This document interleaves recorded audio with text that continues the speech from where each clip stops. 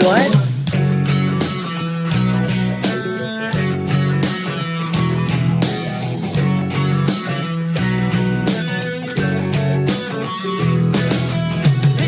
Is Janet from another planet?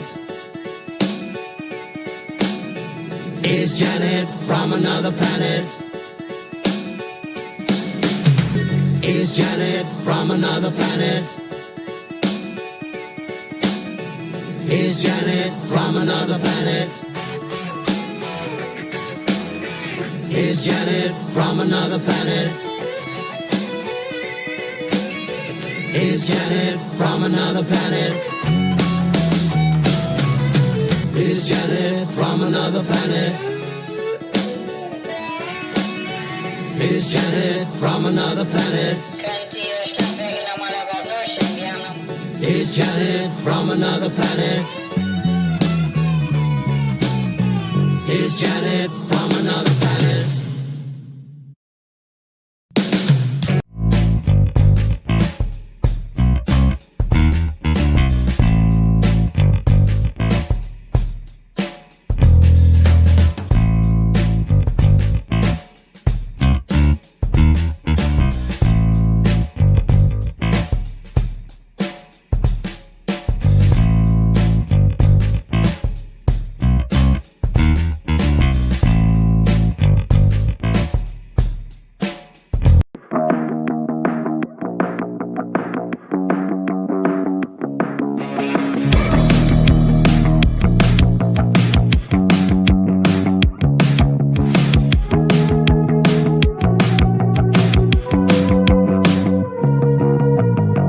Today's digital landscape with the spread of false information can lead to dangerous outcomes. It's crucial for everyone to think critically and verify sources and reflect on the impact of what they share. Let's promote responsible communication to ensure that truth prevails and actions remain rooted in reality.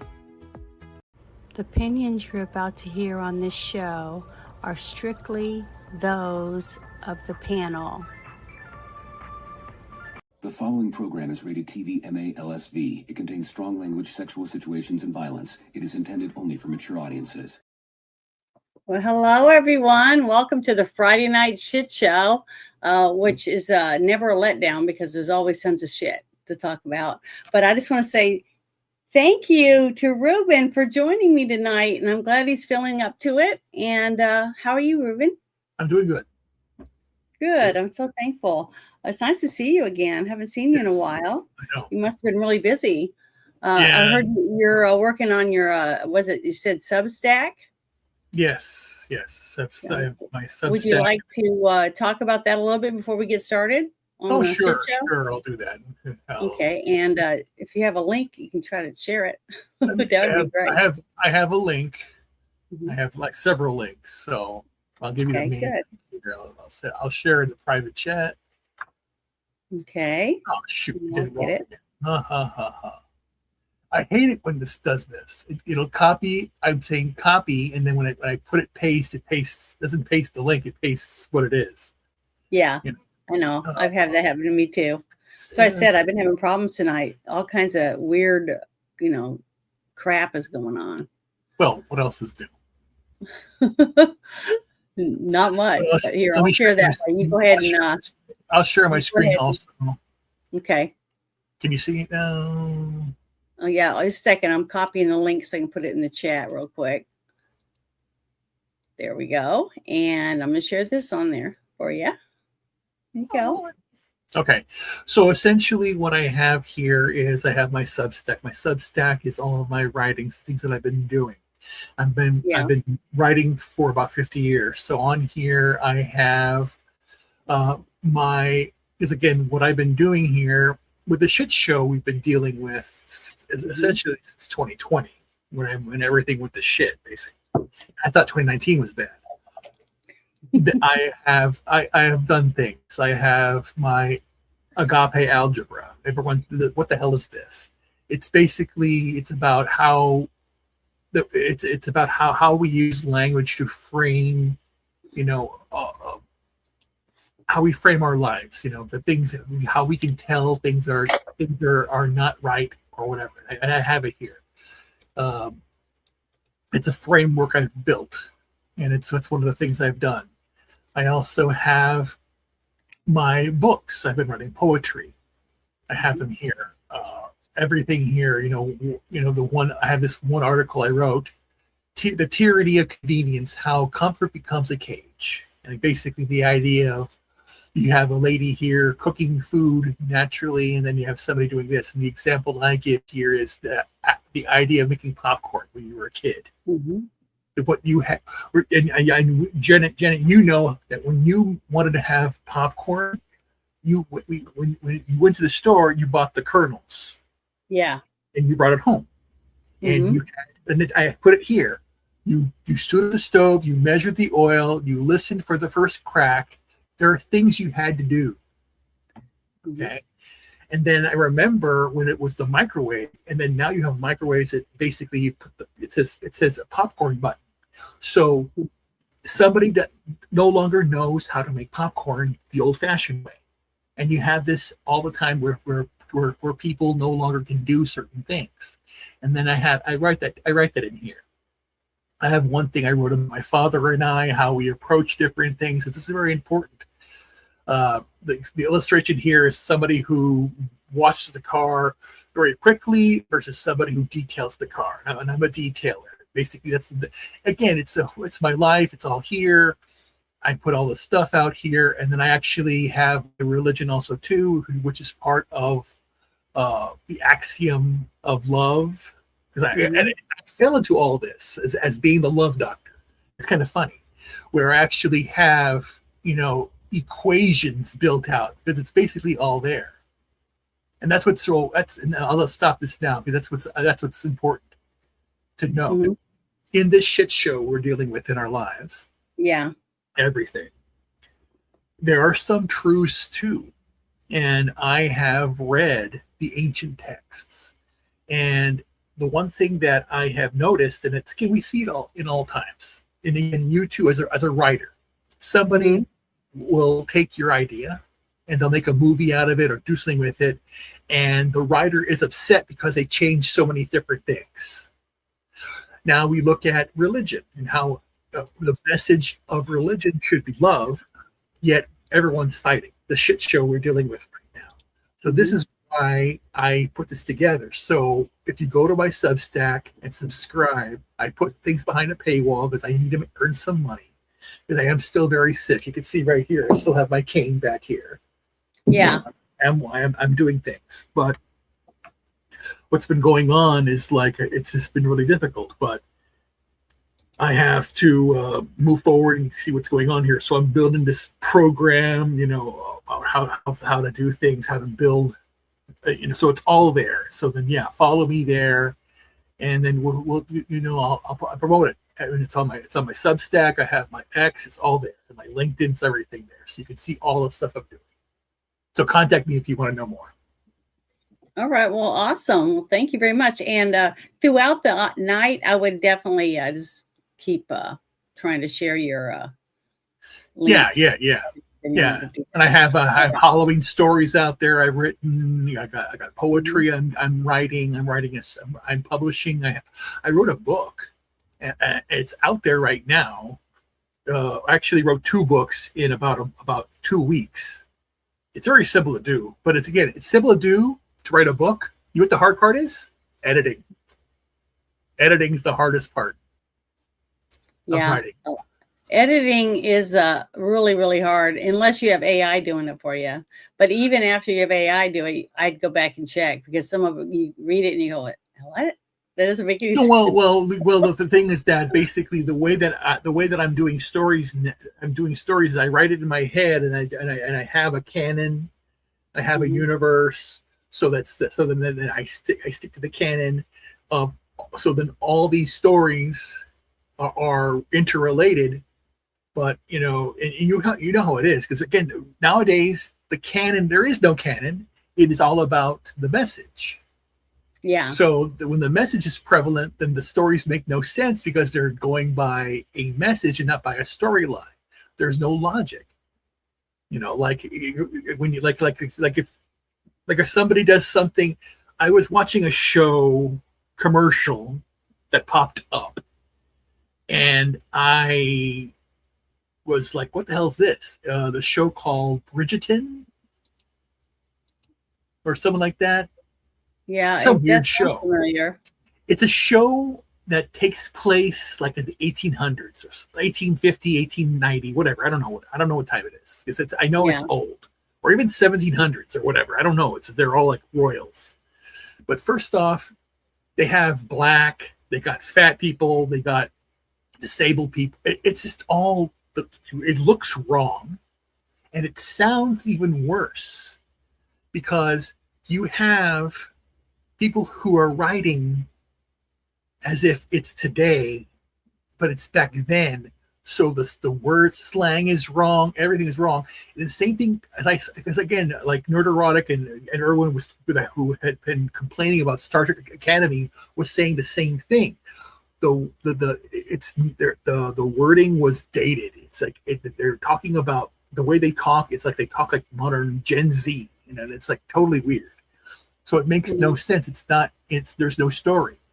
And the thing is that as a screenwriter yourself, you know that's going to be like that guy got his story done because he followed what the market, not the market. It's not even what the market wants. It's what the powers that be want to impose. So that's what throws everything off. It just makes it all. Depending on the piece you're writing. If you're writing a period piece, it doesn't fit if the people aren't speaking the way that you expect them to speak. Like when you're reading a novel, the way it's written, and in your mind, you're hearing it in a certain way. Right. And if you watch a show and they're saying, howdy, what's going on, whatever, depending on if they're in the South or not, it wouldn't fit. You know what I mean? Right. It would come out of place, and then the person can't connect to the characters if the character isn't in place to draw you in, to follow their arc of the story. Right. So all that matters. Yeah. But that's important. But I wanted to start off tonight with something that a lot of people I think have forgotten about. So let me bring this up really quick. I don't know if you guys remember us all talking about it a few years back about them saying, do you eat the bugs and be happy? Remember about getting cheap protein for people? And I said that I've eaten bugs because my dad was a jungle survival instructor, and he used to bring all kinds of weird bugs and weird things, dried foods or whatever to taste, because this is the kind of stuff that they would train their pilots. And these kind of bugs you can eat, you can do that. And if you're hungry, you'll eat stuff to survive and to get the most protein or whatever you can out of whatever's around you in your environment. But I wanted to share this because they're starting to talk about it again. It says Big Food is quietly adding bug and insect protein flour to your everyday groceries without your knowledge or consent. PepsiCo is actively testing cricket proteins in Cheerios and Quaker granola oats. Well, there is one thing you have to know. Yeah. We've been doing this since time immemorial. Mm-hmm. A lot of the colors that we see in different foods are actually derived from, the insects. Now, here is where I have to basically, be the voice of reason per se, in the fact that, so we know right now that RFK Jr. is doing all he can to stop the chemicals that are in food. Now, this is the alternative. The alternative is, do you want us to create something in the lab that produces a certain color, or do we want to utilize life, an insect, to do that? Mm-hmm. What's the difference between a ground up cricket, which does have protein, or a grub that has protein? And they've been doing it with the night crawlers also. Right. We've been doing it for a while. That are grown in the laboratory, maggots, all kinds of different things. The thing is, as long as you know that's what you're buying, to put in your food, I don't have a problem with it. Right. It's Right. putting it in food without people knowing what the ingredients are. See, 'cause True. especially for allergies, if a baker can't serve you a biscuit or a cupcake without telling you there's wheat in it because of gluten allergies or what other things, then why would somebody be able to make a cereal and not have to put on there that there's cricket flour or worm flour? You see what I mean? It's not any different. I don't. I know. Yeah. The disclosure is the most important thing, we're already doing that. Well, yeah, because RFK is making sure that they're putting these things on labels and removing a lot of things that they don't agree with. Right, because as I've been looking at, I know where this is coming from. That's the whole idea when you have certain additives are added in, and again, it goes back to when they used to crush up beetles for color and do things like that, flowers or whatever, or even what's the one thing that they're doing now, or have they been doing for since the beginning of time? Whale vomit is used for perfumes. Mm-hmm.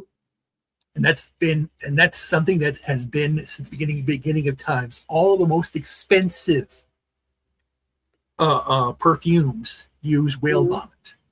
Yeah. So, and there's a lot of them that use musks, different musks, perfumes from the actual musk rat. So, but a lot of things is that we have to put that on labels. But when you find out that you've been eating something that's using a certain kind of bug, a mite that it's red, that's been crushed up and put into your red food dye, and you find out years later, it's pretty disgusting, the fact that they've been feeding us certain things and haven't had to tell us about it. And then we wonder why so many people are being born with so many allergies and having so many other health problems over the year. That right there, there's a myriad of causes for that. That is the whole, the vaccine schedules that are going on right now. How when I raised, I only had a few. Now they want all these. It's overloading the system, and you see that basically the obesity problem, which is caused, just because of our opulence that we do have. Illnesses are caused by, again, trying to be overprotective. How bad antibacterial soaps are and things of that nature. Because again, you don't see this in poor countries. There is no people that have candida and have these problems and have, autoimmune conditions and all that stuff. It is a product of our environment, what we do. The fact that for the longest period of time, I thought nonstick was good. No, it's not. It's terrible.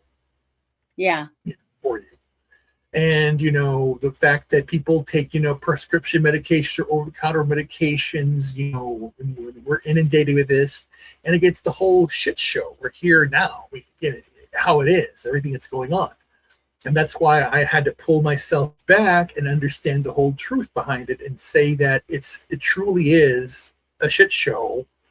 And it's always been that way. And we have to be aware of it. So the whole idea here with what your topic here is, yes, I would rather have it be, bugs, something natural, as an additive, which is fine. But yeah, disclose the whole thing, because I don't want it to know that it's been produced in a lab and someone creates it. And they're trying to come up with innovative ideas. And that's what they're trying to do.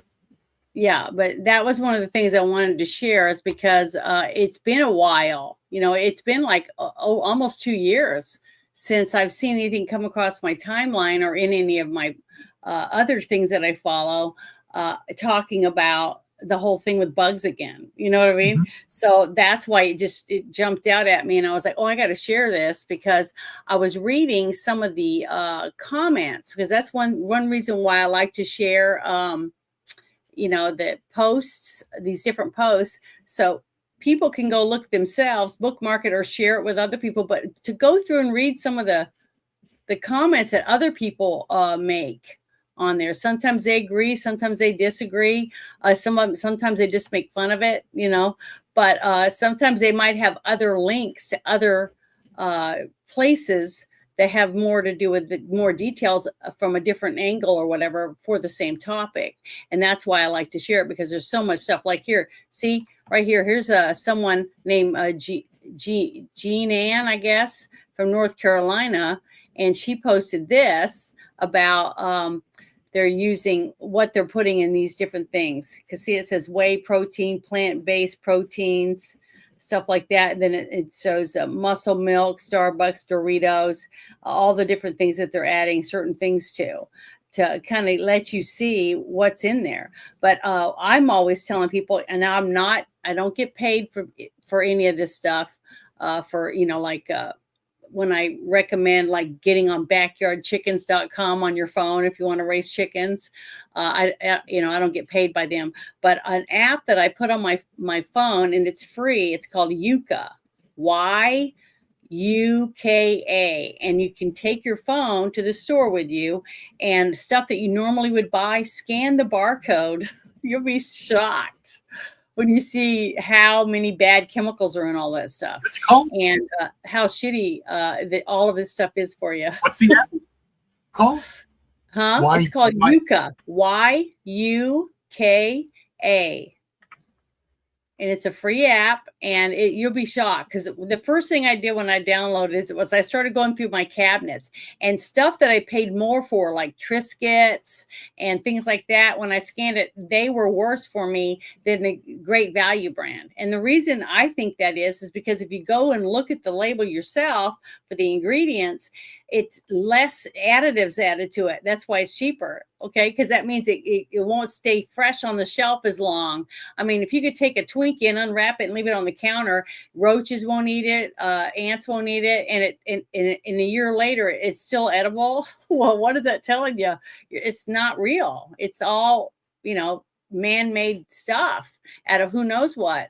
So I would think twice about it. But I just wanted to share that because I thought it was important that people realize this and start looking again, because what happens is over time it dies down. There's a big, woo, I don't want bugs in my food. And then it dies down. And the next thing you know, you're eating it. You didn't even know you were eating it. So, well, hello, Warrior. Thank you for joining us. Yes, you're right. So that's why it's important.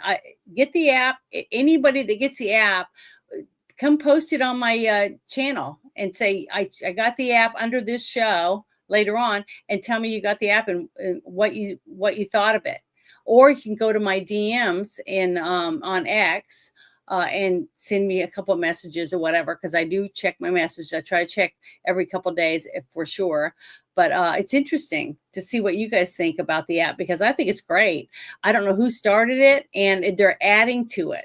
So they're trying to add shampoos and other things besides what you consume, but what you also put on yourself is also very, very important. Yeah, let me know what you think, because I think it's a really good app, because I scan everything that I want to eat and what my kids are going to eat, right?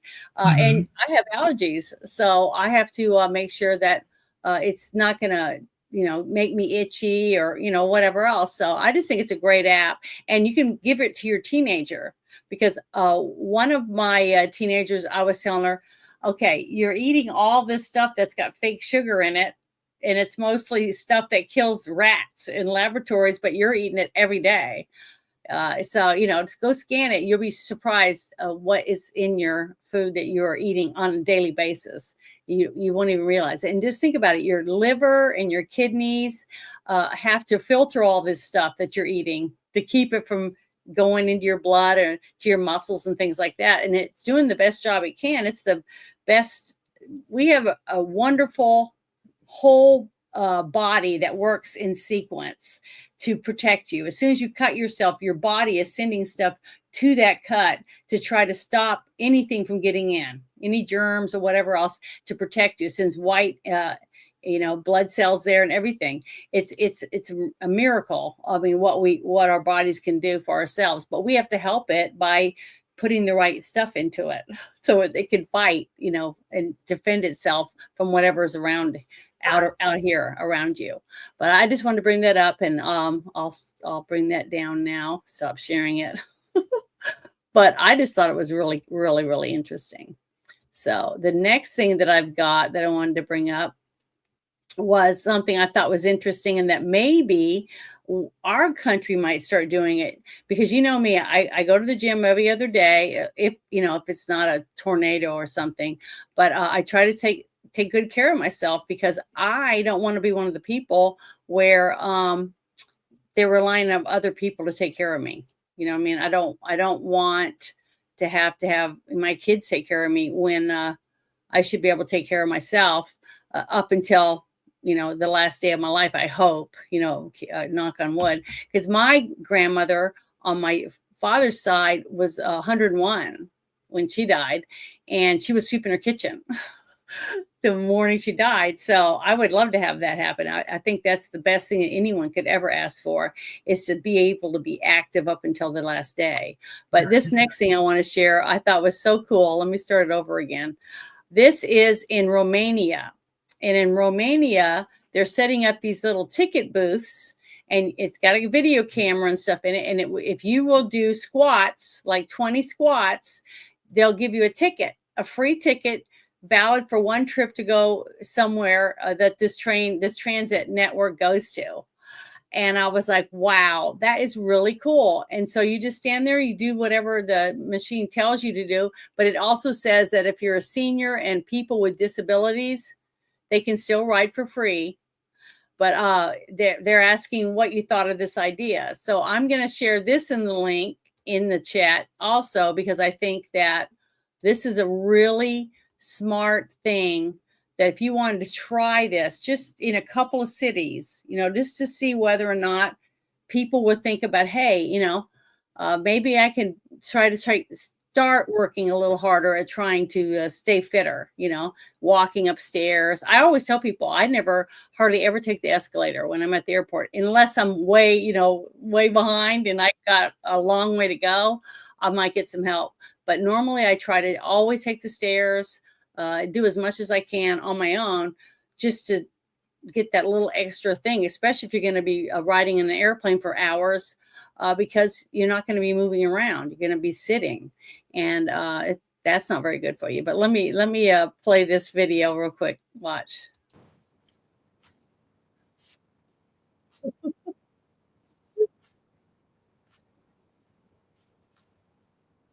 just thought it was so cool to see this actually in motion. People waiting for the transit to come pick them up, and this guy's waiting for this woman to get done doing her squat so he can get a ticket. But I think it's a good little incentive, to try to get your people to be healthier. So, what do you think about it, Ruben? Do you think it's a pretty good idea or not? Oh, he fell. Sorry, I was on the other channel. That's okay. What about this? No, I like it. It's interesting. It's interesting. I think it's a great idea. It was really smart, whoever decided to do that, to get people to work out, do a small little workout to get a free ticket to go somewhere, like to the mall or, to their neighbor, or go see their friend or whatever it is. I just think it's really smart. And yeah, the only problem is they can't do squats. Well, I know, but it says also if you're handicapped or you're elderly or whatever, you don't have to do it. You still get your ticket for free. Okay. But if you're, younger and you're healthy, why not do, some sit-ups or whatever it is that they ask you to do, depending on, where it's at. But the squats are a really good thing. It's good for your knees, good for your lower back, good for your abdomen. It depends on, what muscles you're trying to tighten while you're holding in your stomach or whatever while you're doing it. But I think it's great. I just wanted to share that, because you don't get to see little unique things like that very often. But I thought that was a really, really nice. But this is also another video I saw, because I've been doing a couple shows on my own on After Hours about police officers, the hard jobs that they have, trying to like get a phone call. You got one police officer, he gets a phone call and there's a domestic dispute, husband, wife fighting, or a ruly kid or whatever it is. And they go and they end up getting shot, stuff like that. by one of the bad, angry family members or whatever. And it's really sad. So I've been trying to show different things. Like I showed that one principal from a high school that ran out and jumped on the gunman. And he stopped the gunman from shooting students. He got shot in the knee, but he saved that school. And then other people were able to intervene too. And they got the cops there and stuff. So I've been trying to show, Hungar. I was trying to download a video to say thank you to people like Hungar for giving me a super chat of $2. I really, really appreciate it. But I did do this, and I was showing Ruben this when we first were getting started, that I made a video by myself because I'm trying to learn how to do it, to say thank you to I just want to say thank you. Say thank you for everything. All the blessings, the messes, whatever comes next, I know you're watching over me. And I just want to be grateful, just grateful for all I have. I'm alive and I'm breathing, this vibe's got me singing. Ta-da! What do you think of that? I did that. I'm trying to make some other special ones to bring up. You know how some people have all these cute little things and put it on my little board where you push a button? Right. But I haven't got it reset up again since remember when my computer crashed, I lost all that stuff. The moaning woman, you know, the laughing and the booing and all that. But thank you, Hungar. I really, really appreciate it. You're a sweetheart for sending me that. I really, really am thankful. We got monetized. Yeah, finally. It took me forever, but now I'm trying to understand what all of it means. You know, I don't. I've been watching tons of videos, but still, it's very hard to. Hey, you've been monetized. So, but I really appreciate that. Yeah, the same. He got voted for prom king. Oh, that's wonderful! I'm so thankful the students did that for him. But thank you, Hungar. I really appreciate it. But yeah, I'm going to play that at the end of every one of my shows to promote my members, people that are, want to help me keep going forward or whatever. So I really do appreciate it. But this next thing that I was going to pull up is my way of like trying to bring up a hero. I'm trying to come up with a name for it, like thank you hero or something. I don't know. I haven't decided. But this is what I was going to share. Let me find out. Make sure I pick up the right one. Oh, it's terrible. Is this it? I think this is it. Yeah, right here. Okay, and there we go. I'm going to make sure I pause it because I don't want to start. I'm going to make it bigger. It says, in the span of 5 minutes, a police officer goes from telling kids to wear their seatbelts to killing a heavily armed mass shooter who killed 8 people. And he's wearing a body cam, but I want you to kind of get in a perspective from the police officer's point of view, which a lot of people don't get to see. All you hear is the aftermath about what the horrible cop did, or, you know, or he's too slow, or, you know, I don't know. It's terrible when you read some of the comments from some of these people, because it doesn't matter what a hero does. It's never going to be good enough. There's always an armchair warrior that thinks they're 10 times better and they could have done a better job. But it's turned up. Get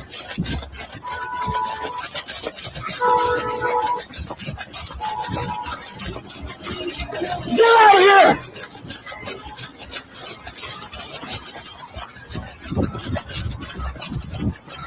He's by himself. He doesn't have backup. He doesn't even know how long it's going to be before they get there. And hard to tell where it's coming from. What? Master, I got Maxine on the ground. Drop it! Drop it! I'm passing injury.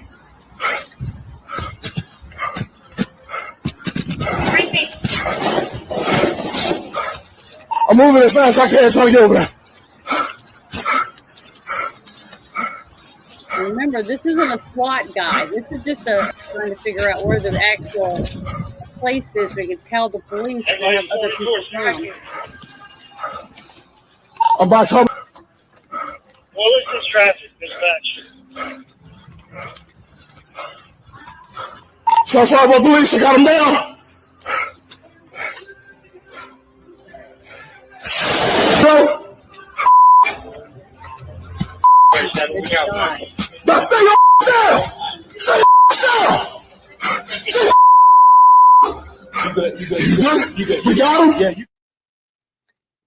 What people don't realize is that that's a mall. That's a huge mall area. You hear the shots, you don't know where they're coming from. And the fact that he went running, knowing he was alone, Right. and that the cops, we didn't know how long the cops were even going to be there. You know what I mean?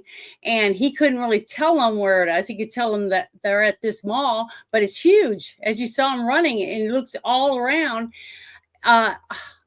I just praise police officers because they get nothing but hate. You know, defund the cops, defund the cops. Don't get the cops, the ICE people. You know, don't let them come get these people. Don't let them help ICE. It's really sad that we're in a situation like that where we have guys like that that's trying to help a woman to make sure the kids wear their seatbelts and stuff, and talk to the cops, to the kids, so that the kids aren't afraid of police officers because they're not the bad guys. And yeah, they get so much hate. And this guy from that distance, because I couldn't even barely even see that speck of a van moving when he stepped out with the weapon, he saw him and shot him. He shot his rifle a couple of times because I saw the shell go shooting out. I just want people to, you know, to realize that, be thankful that we have police officers. These people that yell and shout, you know, these mayors and these governors and stuff about wanting to defund the cops, they live in a house that has security. And pretty much they have security, personal security. You don't have that. All we have are the police officers. You know what I mean? So just make sure you thank a police officer and tell them thank you for their service. Just like I try to tell people to say the same thing to our veterans, because we're free and we live in our country because of people like this guy that's willing to take the chance to try to help others. I just wanted to share that because I think it's important. I wish more people would you know, say thank you to our police officers. But, so I just thought that was my heart was just pounding, and I felt so bad for him because he's not one of the people that normally would go, that when the dispatch calls and says there's shots fired or whatever, they usually send certain police officers to certain areas depending on what their job is. So I'm just was really proud of this guy because he didn't have to you know, go and put himself in danger, but he's a cop, and that's the first thing he thought of was told that woman to get in her car and everybody to get down as he ran, because he didn't know for sure where this person was. So I just want to share that. Is there anything you wanted to say about that before I bring up the next thing? Nah, that was just, again, I know that was a mall. I know how big those malls are. I've seen those outdoor malls where you start. It's basically it's a mall, but the it's weird because the shops are like the mall, the shape when you see a mall. It's not like inside, that's outside. So it's reversed. So walking the whole perimeter is long. Yeah, and plus he had that. When you get your first jolt of adrenaline, you get jolted, right? And you're full of it, and you're booking it or whatever, and then all of a sudden the adrenaline starts to go down because you haven't seen anything yet. You don't know where it is, but you're still alert. But you could see, oh, he's getting worn out before he even was able to find out where they were. But he just kept listening. Whoever it was kept shooting, so he was able to keep going. But oh, how scary that must have been for everyone. But also, I just wanted to see it from the perspective of the police officer, because we don't always get that. But here's something else I thought was interesting. This whole person, he was on Newsmax, and a lot of people don't like Newsmax. They don't like Fox. They don't like anybody. But I try to get different stories from different, organizations if I can. But they're talking about this this demand to arrest former U.S. President Barack Obama and his co-conspirators, okay, for trying to overthrow the U.S. government, basically. But it's starting to be told on the news.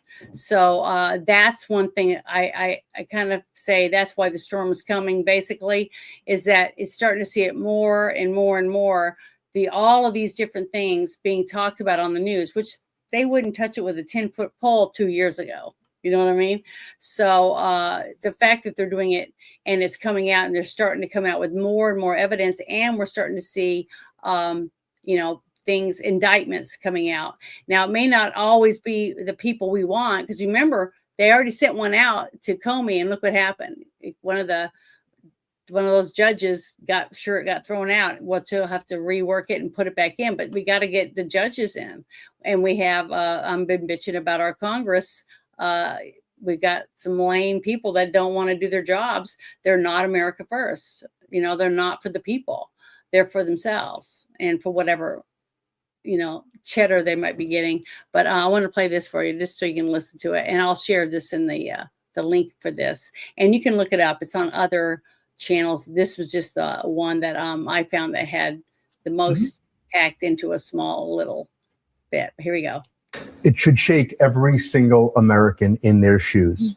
I hate to say this, but President Barack Obama, there is now incontrovertible evidence that he was the spearhead of a seditious conspiracy to subvert the will of the American people and overthrow the United States government back in 2016.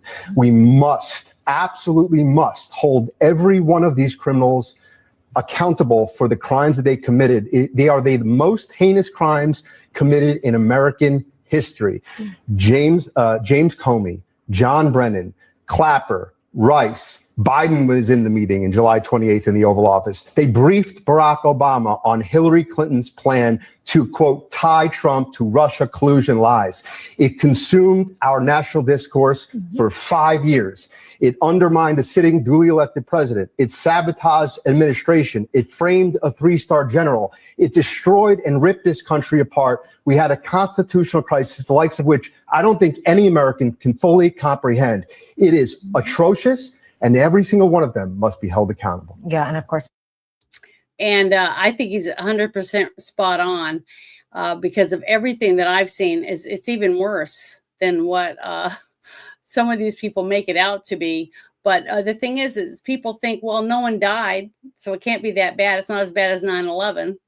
But when it's your own government, your own people that were in office that are taking your rights away, everyone, any person that voted a certain way, your rights were stripped from you.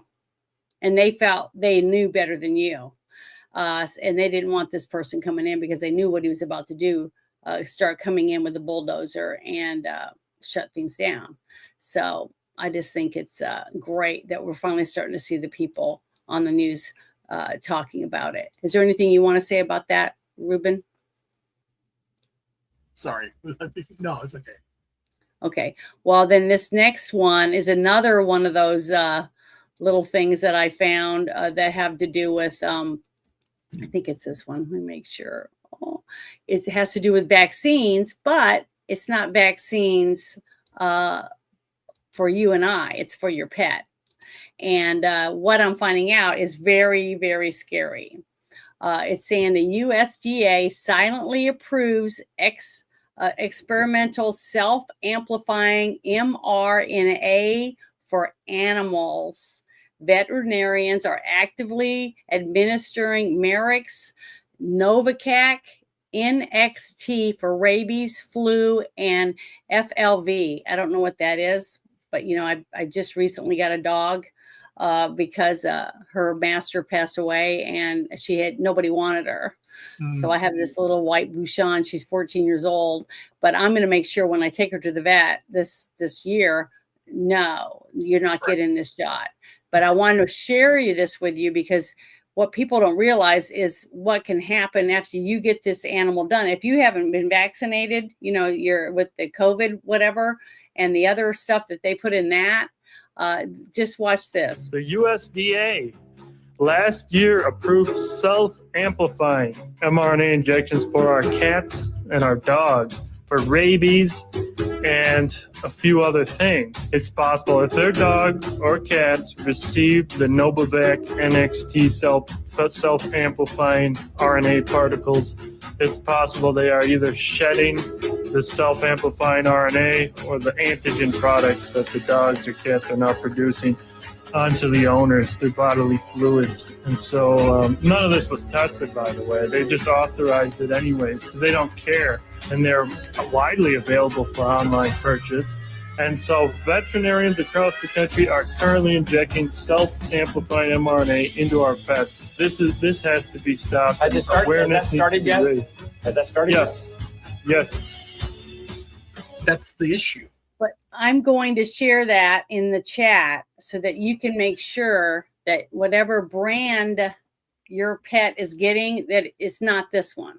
Yeah, Okay. but the thing is that the whole thing is insidious. And the thing is that the mainstream narrative, the narrative of Legion, because it is Legion, you think about it, is if I say this, that this is insidious, then they label me anti-vax. It's not a question of anti-vax.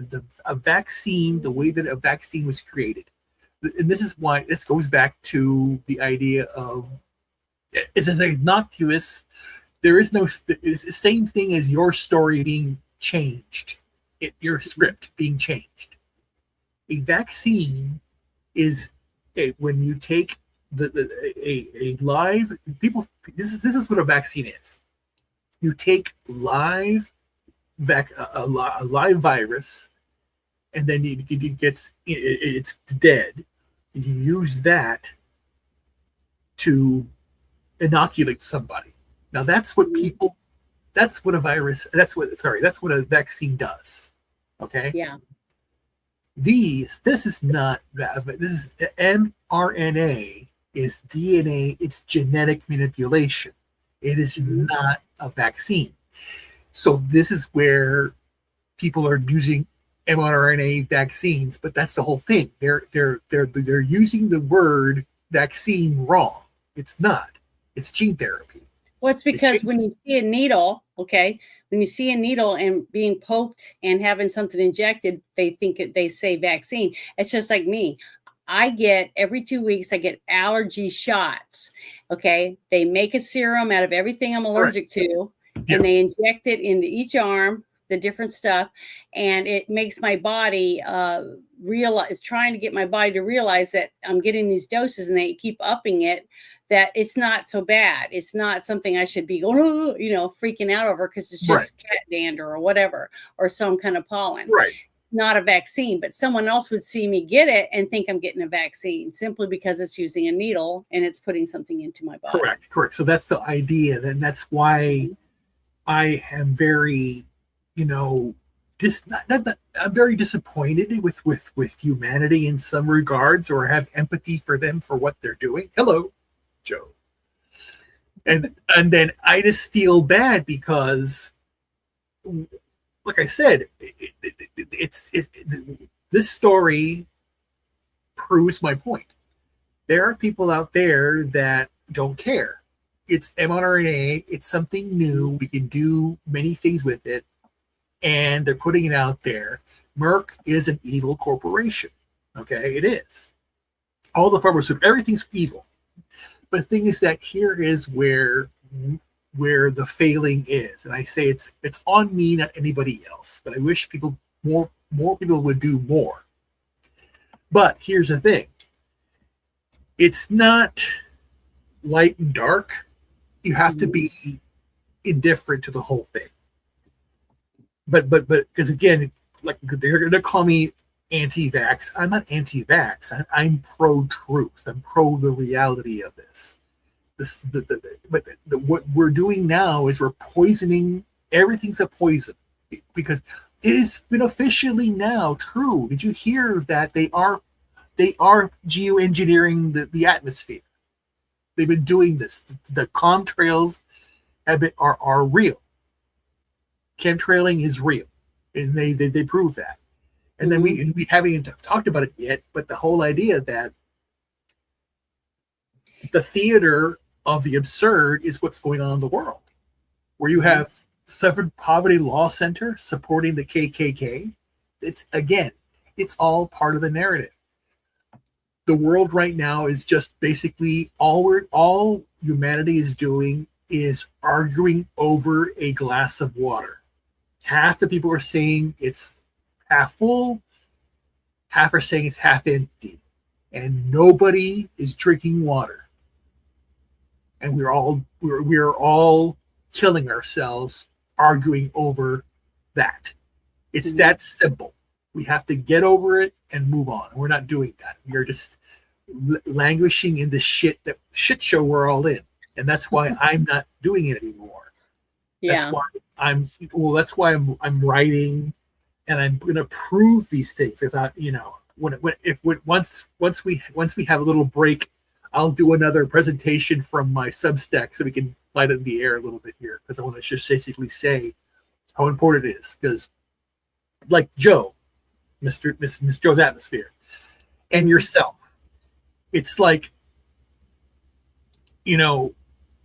artists out there need to be true artists, because again, you have AI, you have all this stuff, and then now you see what the good work that Joe does, and every show that he has is exactly fun and exciting. I like it, and I was laughing. Yeah.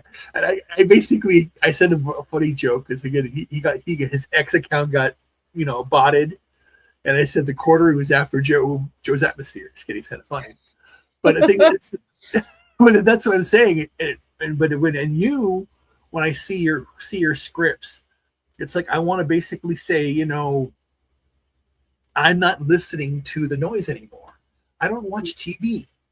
If I want to see real art, I watch Joe. If I want to hear about the NFL draft in a authentic way, about a real person talking about it, because the thing is that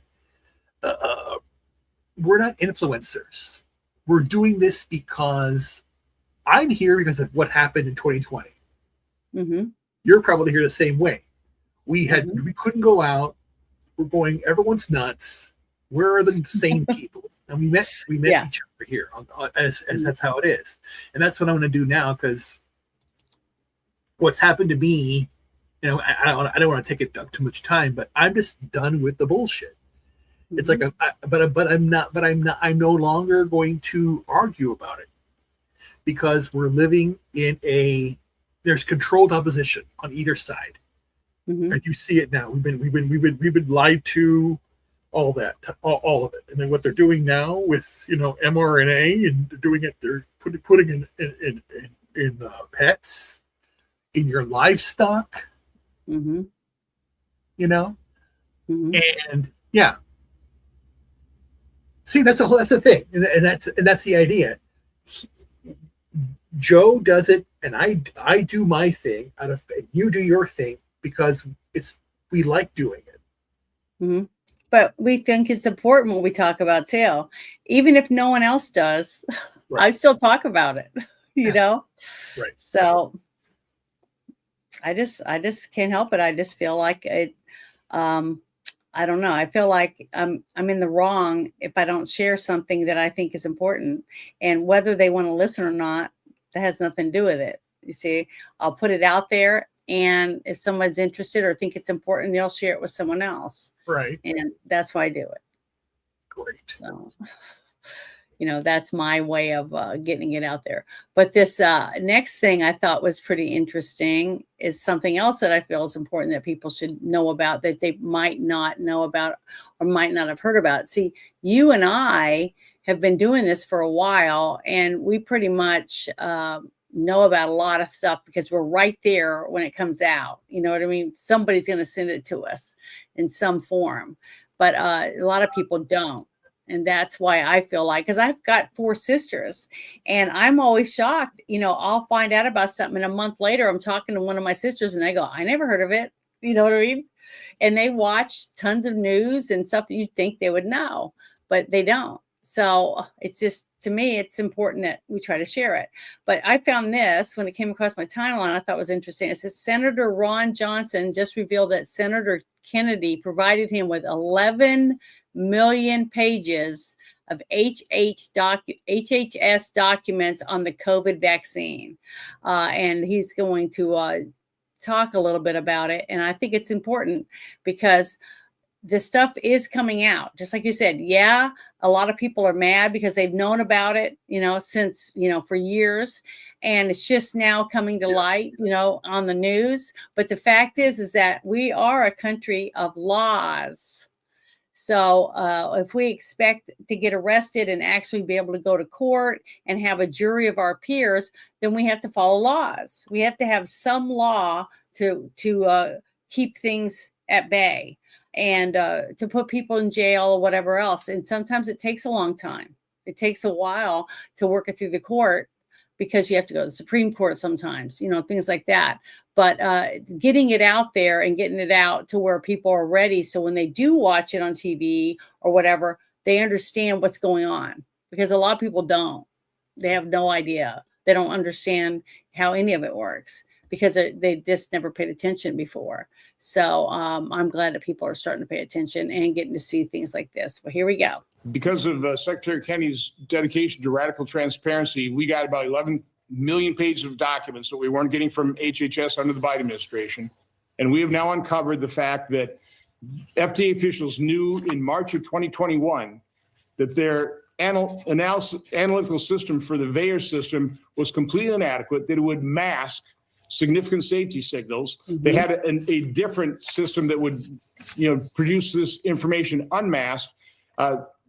They presented that to top FDA officials, and they covered it up. There were 49 cases of extreme masking, resulting in 25 safety signals, including sudden cardiac death, Bell's palsy, pulmonary infarction. I mean, very serious side effects. Mm. And again, I said I didn't need a sophisticated system. I saw deaths per year go from a couple hundred to over 20,000 the year the vaccine came out in 2021, and yet the FDA officials hid behind their analytics that they knew would hide these safety signals to continue to claim this day, well, we didn't see any safety Senator signals Johnson, with the COVID injection. See, so little by little, more and more is coming out, and the pieces are starting to fall into place, so that when they do take it to the the highest court they can get it to start getting the people that are responsible, whether it's certain people in government, a few people in the pharmaceutical companies, and then also hospitals that pushed it knowing they had nothing. You see what I mean? But see, I have bragged on my doctor many times because of my allergies. I had a doctor that told me when I went to see him, I don't recommend you get the COVID vaccine. And I was like, well, why? Even though I wasn't going to get it anyways, simply because the way it was put out, something that I didn't feel right about it. But he told me, he said, I don't know what's in it. And he said, and I said, what do you mean? He showed me a box and had 4 little vials in it. And he pulled the paper out, and it's a great big wadded up thing. It's about that fat. And he opened it up, it was huge. And there was a whole bunch of stuff up at the top, and they had like lines and dots. So it looked like little chemicals or whatever, like DNA strands or whatever. I don't know what that stuff is, medical stuff, I guess. And he said, but look, there's no listing of ingredients. Just said the name, where it was made, that kind of stuff. And he goes, so how can I inject all my allergy patients with something when I don't know what's in it? It's what he told me. So he goes, I don't recommend you get it right now. And then he also told me to try to stay away from other people who are recently vaccinated, because he said they're shedding chemicals from their body, and swapping spit and doing certain things is not safe right now because you don't know what the reaction will be. Right. So I just said, okay, I don't have a problem with that. I'm not swapping spit with anybody. And so I don't have to worry about that. But that I didn't get the vaccination, but I had members of my own family, relatives and stuff, bringing me COVID tests all the time. you need to be tested for COVID. And I'm like, why? I don't have a fever. I feel fine. Well, you haven't been tested. And I said, no. And if I feel sick, well, then I'll worry about it. But I got tested one time, and they took my blood. It was at the hospital because I had nausea real bad. Everyone has it. I didn't have a fever or nothing. But what it ended up being was I had sprayed Raid because I had ants coming from my back door that went up through my dining room and up the thing into my kitchen and by the sink. Because that's where they were at. So I got Raid out and I sprayed just all around, right? And I left it and I forgot about it. It was like a week and a half later, I saw all the dead ants and I was like, oh God, I clean this up. So what did I do? I used my bare hand and got a Kleenex, or not a Kleenex, but a wet wipe, Clorox wipe, and started wiping. Just wiped it all up. Didn't think nothing of it. Wadded it up, threw it in the trash. And within an hour, I was like, oh, I'm so nauseous. I poisoned myself. Because who knows what chemicals are in that Raid that I absorbed in my hand. And I laid in bed for 4 days. And finally, my daughter was like, we got to take you to the emergency room, because I just laid in bed. And then I threw up. And then I wasn't drinking and my hands were starting to do that. I was starting to get dehydrated. So it was bad. It was really bad. And I'm thankful. I'm thankful that I was healthy at the time that I did that. And I went and I got an IV and I started feeling better just getting an IV. But while I was there, the doctor didn't even come in the room. He was standing at the door, Oh. And it was really weird. He's standing at the door and he said, well, we're going to test you for COVID. And I said, I could barely speak because I was so tired. I was so weak. And I said, you're not putting that up my nose. I said, but you can take my blood. And I saw the nurse come in and I made sure she had all new stuff. And I watched her open it because I get allergy shots, right? So she takes my blood and they take it and they come back. It was about 15 to 20 minutes later. I said, you don't have COVID. And I said, yeah, I know. Because I already knew. And they said, well, what happened? And I tried to explain it. I don't know what it is. I'm just very nauseous. If you can just give me something to make the nausea go away so I can drink some fluids and stuff, I'll start feeling better. And they gave me an IV and they put, I don't know what that stuff is, some kind of stuff in it. And within an hour, I almost felt normal again. But my body had cleaned up whatever the chemicals were from the Raid. So yeah, it was. I'll never do that again. I have not. I have gloves now, the latex gloves that you can buy that I put on to clean anything up that I don't normally ever touch. But I'm very thankful that I was all right. But see, that's why you guys have to be very careful with everything you do. You might not think it's nothing, but it could hurt you really bad. But I do recall when I was in the nursing home or the rehabilitation center a couple of years ago, one of the guys there cried. He's old guy dying, and he got COVID. And again, it was like the whole thing, mask everywhere was doing it. And I said, no, I'm not doing that crap. And before I left, I went in to see him because he was by himself a lot. So I would sit there and talk to him.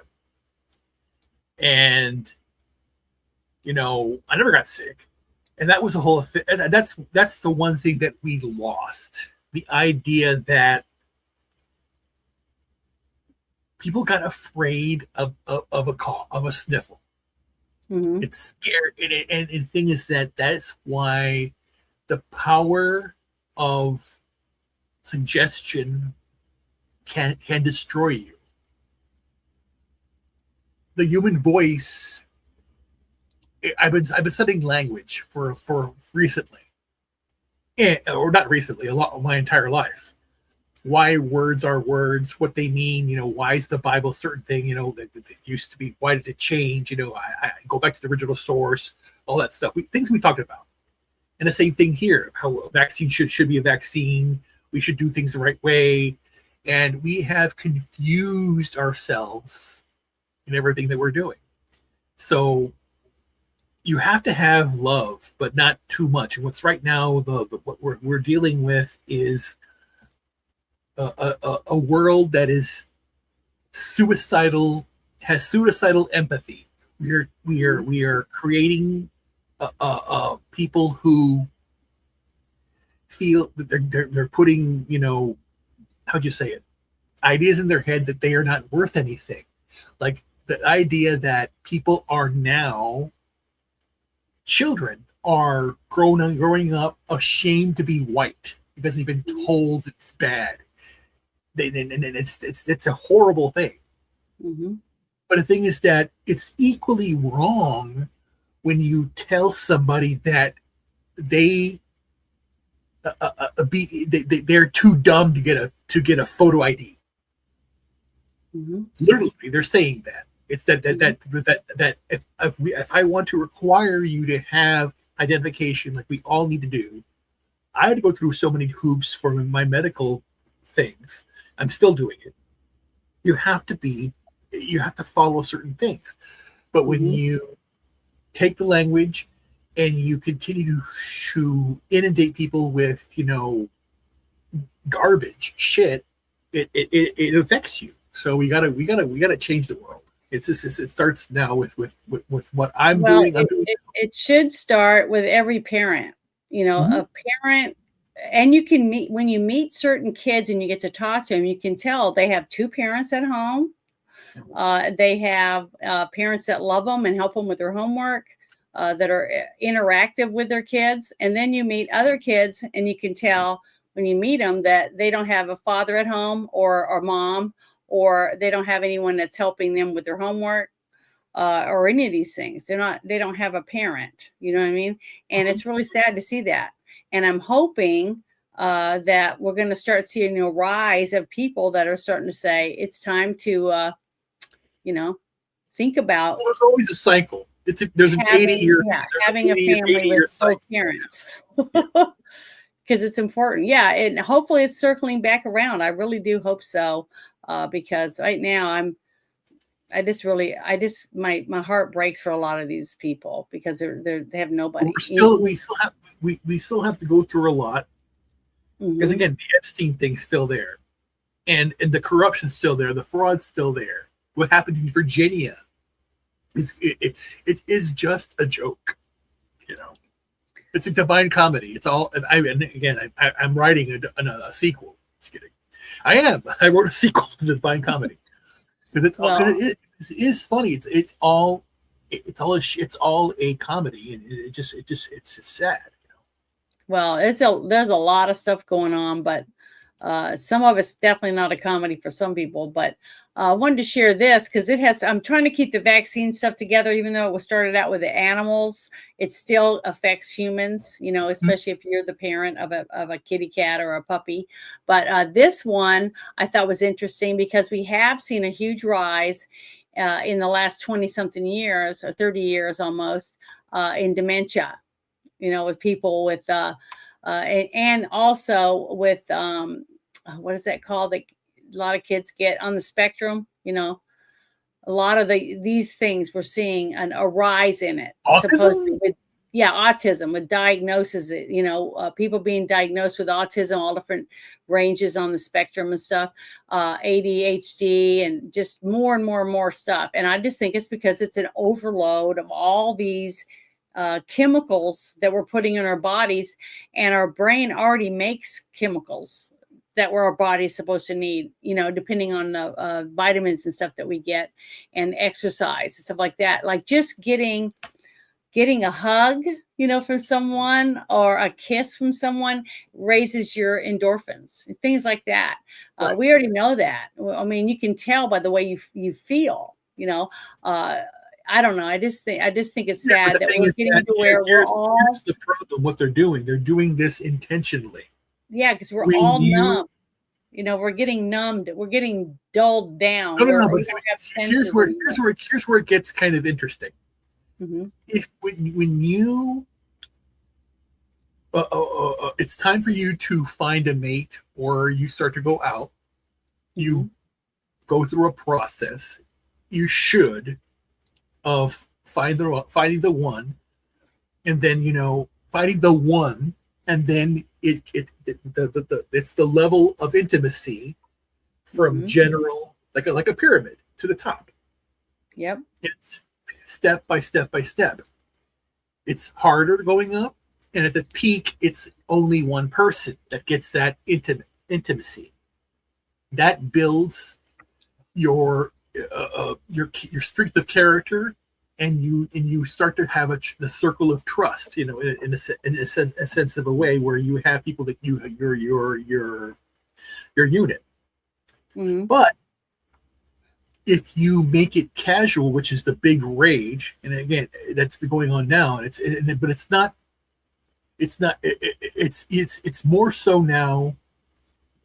It's cheapened. Everything's been cheapened, Mm-hmm. and when that happens, the brain reacts differently. Mm-hmm. So that when you have intimacy, no longer is something that's special. It's an inverted pyramid, or it's no pyramid at all. There's no structure.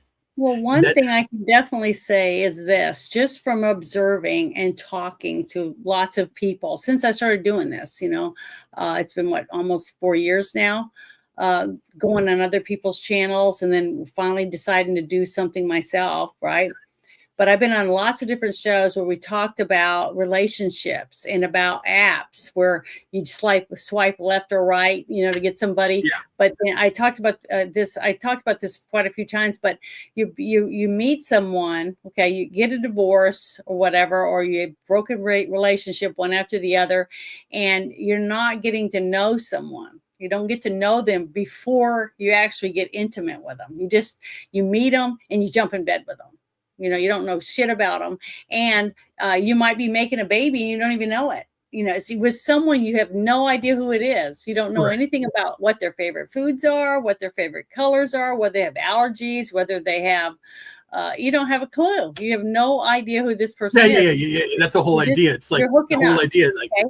But the thing is, once you've done that, and then all of a sudden you decide, well, I really like that person. I want to have a relationship, which I had a friend that she met a guy on one of those things. They hooked up a few times. And then she said they decided to not see any other people. They were going to date. So they started dating, and it was like they've been dating like 2 months after, you know, all the romps in the hay or whatever. And she said, I don't know what to do. It's his birthday's coming up and I want to get him a gift. And I said, well, get him some nice silk pajamas. And she goes, oh, that's too personal. And I'm like, you can have sex with him, but you can't buy him pajamas. See, that's the problem. The problem is that people starting in the middle of the relationship and not at the beginning. Right. So, the whole pyramid, the thing going up. The whole way to get to know whether or not you want to spend the rest of your life with someone. But see, they're not looking for that. These people aren't looking for being married for 50 years anymore. Yeah, from my perspective, if you have sex with somebody, then you should be able to wipe their ass too. It's true. Because if you love each other and one of them gets in a car accident or they're just old now, you're going to need each other to help take care of each other and make it to the end. You know what I mean? Correct. That's what it's supposed to be. But why would you want to stay with someone you don't even love? And everybody everyone out there that's married or who has a relationship knows this, because again, there are times it's funny. It's like you have something you don't know, you can't see it, and you want to have her look at it or him look at it. You know, this looks weird. What is it? You know, it's in my back. It's on my thigh. Whatever am I doing on here? Or it's like, oh, honey, I'm constipated. I need some help. Or, you know, it just happens. Or that's the thing.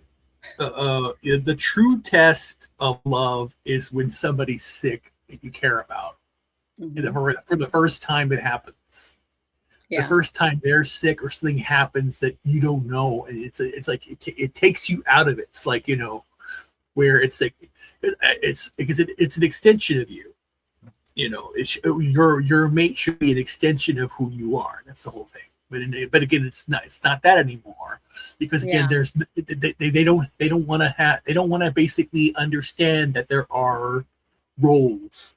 Well, it's too much work. I've heard people say it's too much work to have a relationship.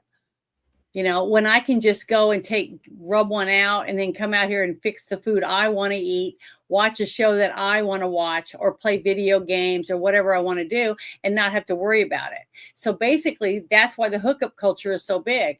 If somebody wants to hook up with somebody, they just hook up and they don't have to worry about cleaning up after them or doing their laundry. Or you see, that's what I hear. So I hear a generation of people that are just lazy. They don't want to be responsible for anybody but themselves. And most of them aren't even responsible for themselves, you know? So it's pathetic. So I feel sorry for anyone who ends up with these people, you know, because they're going to be two people that neither one of them want to do anything for each other because it's too much work. It's too much effort. It's like, if you can't get on your phone and go Uber for rides and food, and you can get a meal if you drive through the drive-thru yourself, probably for $12 to $14. But if you Uber it, it's going to cost you $30 for the exact same meal. You know, that's the other thing. Goes back to what my story about the popcorn that being very simplified. Mm-hmm. It's like, it used to be like, let's go to McDonald's, and it's like we would all get in the car, go there, blah blah blah, and all that stuff. Yeah. And now it's like you call DoorDash and they deliver to you, whatever shit. It's like, and sometimes you don't even have to be there. They can just leave it at the door. It's just pathetic where we've gotten because nobody wants to work at anything, you know. Yeah. Because it's too much trouble, you know. I don't know. Which that's the exciting part, you know. Let's get to know someone and know more about them and find out things about another person that they probably never told another person, because you start to get that relationship. What nightmare scenario keeps you up at night sometimes? I think there's a tie between Wall-E and what happened there and Idiocracy, what's happening now. Yeah. But I tell you, that's the whole thing. It's horrifying, where it's like, you know, people having kids or that's a thing. It's like you have people who have all these kids and people that don't have any kids, but the balance is in the negative, where we're not having enough children. We are truly not having enough children anymore. It's sad. Yeah. Other cultures are, though. Yeah. Yeah, so then that's why the shift is going to happen. We have to prepare. There's going to be another shift every 10 to 12 years. Yep. You'll see a shift because of the new people that have had kids and gotten married, and, you know, the schools change, the environment changes because of who's in charge. Exactly. So that all has to work together. But this I thought was pretty interesting because of the whole thing about the increase of people getting dementia. So I'm going to play this video real quick from the vaccine. So here we go. The largest single study ever conducted on vaccines and dementia, with over 13 million people in it, found that vaccinated adults who got flu shots and pneumococcal shots, they faced a 50% increased risk of Alzheimer's and a 38% increased risk of dementia. And the risk increased the more doses they got. So they started to get more flu shots that they lined up every year to get it. Unfortunately, they faced the highest risks of neurodegenerative conditions, and the risk persisted for over 10 years. And so it appears, you know, once you receive so many of these shots, it is inducing neuroinflammatory injury, dementia and Alzheimer's in vaccinated adults. So not only now do we know that the flu shot doesn't work, according to Sresla and colleagues out of the Cleveland Clinic, flu shots increase your risk of flu by 27%. So not only do they do that, but now it appears that they increase your risk of dementia, which is absolutely terrible. Well, I've never had a flu shot, and I don't think I've ever had the flu, honestly. Nope. Not that I know of. I've never had it. As you can tell, this is the same young man, and that's what he does. That's what his job is has all to do with, vaccines and things and studying them and things. And he's young. So, a lot of older people have a hard time listening to the younger generation, but it's nice to see a young person that's working their way up through the medical stuff that seems like he's got a level head on his shoulders about not being afraid to say what he knows and what he's learning. And honestly, they're supposed to do that. Like I said, way back when the COVID stuff first started coming out, when I first started getting involved in all this kind of stuff, right? And I got to meet you on one of my shows that I went on as a guest. That's the first time we met, and we've been friends ever since. I was saying that I was getting a lot of these videos. People were sending me these videos because it was on Drew's show, right? And we talked about politics and stuff too, and I absolutely loved that show. But I had like 6 videos sent to me from supposedly insiders that were able to sneak into some of these laboratories that were doing the testing to get the COVID vaccine ready to go out to the public. Okay. And the sad truth was that they were doing these tests on these labs, and they had like 23 dogs in this one clinic, and this other one they had like 14, and then another one had like 30, and they were all beagles. I don't know why they were using beagles, but supposedly beagles were the best for this labs or whatever the testing they were doing, and every single one died. Every single dog passed away that got the COVID vaccine. But guess what? They still moved on to people. So slowly this stuff's coming out. And that's one of the reasons why when my doctor finally came to me, because they said, if you're healthy and blah, blah, blah, we're going to go for the people in the nursing homes and stuff first. So I had time to start listening and looking into certain things. So I was already leery of the vaccine before my allergy. You want to know the joke that's going to happen? What? If this happens, then it's be I don't know. It's this could happen. Mm-hmm. They're going to try again to impeach Trump because of Operation Warp Speed. Mm-hmm. They might, which is ridiculous. Because he was just doing what he thought he had to do to help the people. Right. Because his top people were telling him to do that. Just like the first time I was president. Right. Comey was advising him the whole time while he's stabbing him in the back. Right. And all this evidence that's coming out about Obama and the rest of them are proving that it was all a setup. The whole thing was to keep these people in there, get Trump and blame him, since it wasn't Hillary. See, they were expecting Hillary to be in there. So they had to shift things around, but the same people that were going to be dealing with Hillary were already in there. Most of them were still there. Because Trump didn't clean house like Obama. He went in, he fired everybody, and he only brought in his people. So I don't know. You can put 2 and 2 together, but definitely. Oh yeah, really? I didn't realize that, because I don't know why. I must have been really stupid, because I always thought laboratories used rats and mice, and when I saw these and they were saying that they were using these beagles, I'm like, who uses dogs? I just was shocked when I found out about that. And the fact that one of my best friends, who I've babysat many times, almost every year for a short, like a week or so she can go to Norway, and I babysit her beagles.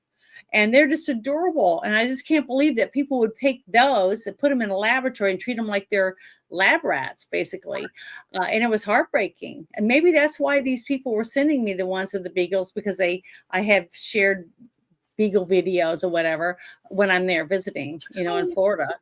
But it's heartbreaking. What is that? 69! Just kidding. What does that mean? It means 69. Oh, that's the battery power. Oh, okay, I get it now. But the thing is that it was heartbreaking when I started finding out about it. And that's what first got me to going, I don't think I'm going to do this. I just don't think I'm going to do it. But this next thing, I was like, what you got to be kidding. Now, I did hear a little bit about the whole thing about, oh, darn it, I clicked on the wrong thing. Yeah, Fauci. Give me a second.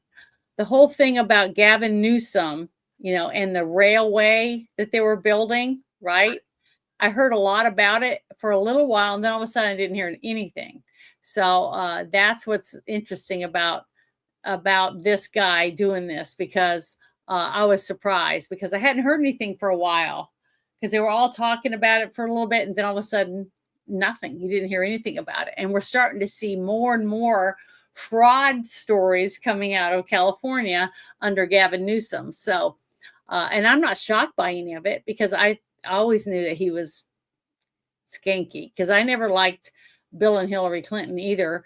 And I had the same vibe coming from them. It's me, whatever they want. They don't care about anybody else, that attitude. And that's what I felt like with Gavin Newsom.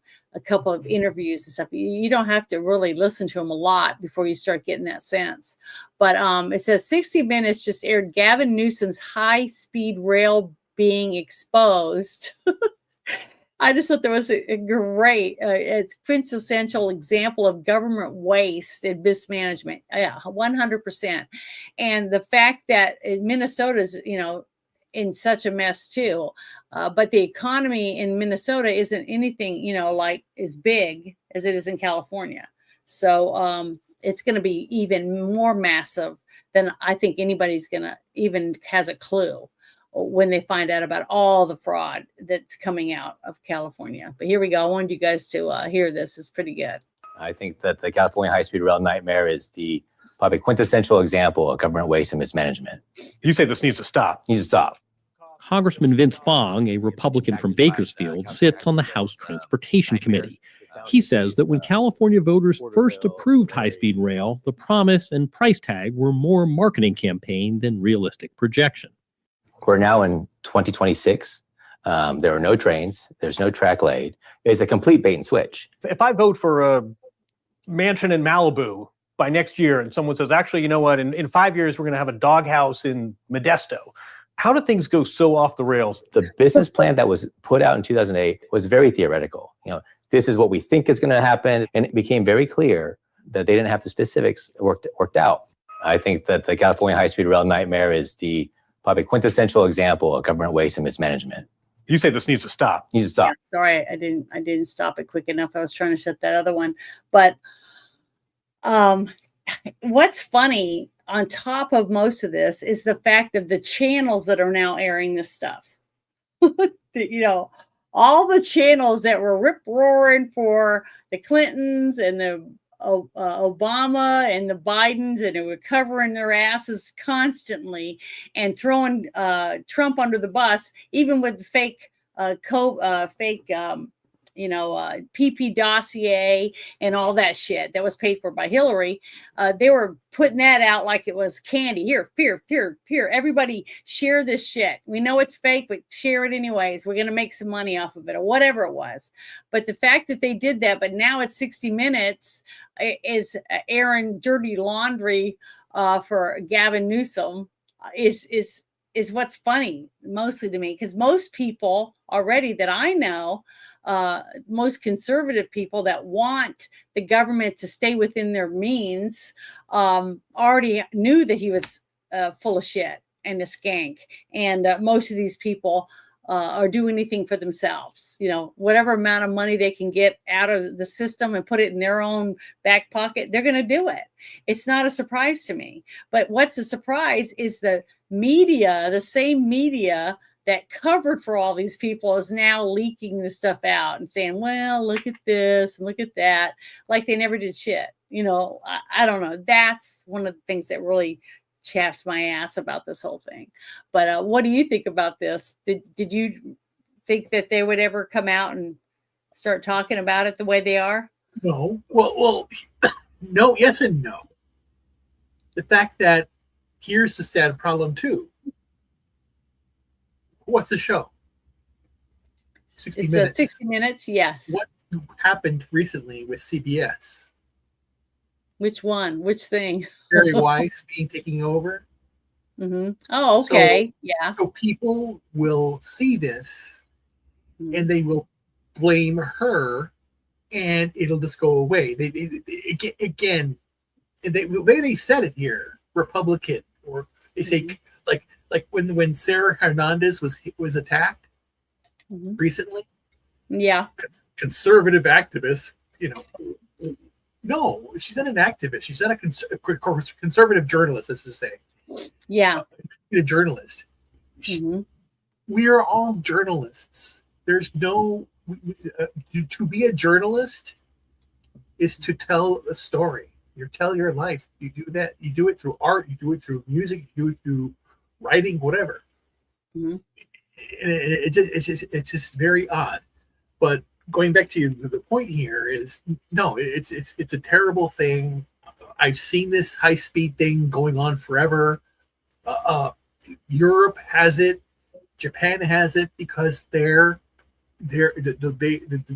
topography of Japan, the way it's set up, it's built to have this. Europe was built to have this. We are expansion. We're large. We need roads and in cars. That's it. But the thing is that the people who want this are on the coasts. They think, oh, it's like get on a train. I go to New York City, get the subway. You go on a train. L.A. But they don't have anything out there. Just saying, it's crazy. Yeah, it's crazy. All of this stuff.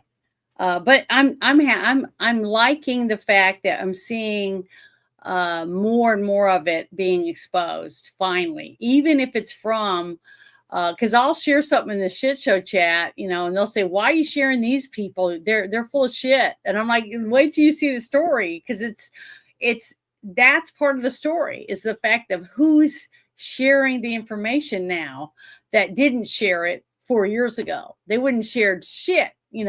Anything that had to do with truth, it was like you couldn't watch those channels because they never talked about anything except the narrative they were pushing. And it wasn't even news. It was just a narrative. You know what I mean? So I don't know. That's part of the story to me, is the fact that who's telling the stories. To me, that's interesting. But this next one is pretty interesting. I wanted to share this other one that this is about another big thing that's coming out. Because things are happening. That's why I wanted to share it, is that stuff is happening. It's just that we have to be patient, because if we expect it to go to court and to stick, we have to have all the facts. We have to go through court and prove the case, and not have a bunch of liberal judges be the ones to decide. Well, I don't know. I just want it to stick on some of these people. It says the Justice Department announces indictment against Southern Poverty Law Center. Our indictment alleges SPLC secretly funneled more than $3 million in funds to members of white supremacist and extremist groups. I just think it's great. So I want to share this so you guys can listen to this little thing. Just give me a second. Oh, it's not a video. Darn it. I thought it was a video. But I'm going to share this in the thing because it's got a bunch of information on here about who is connected to what and who sent it to who.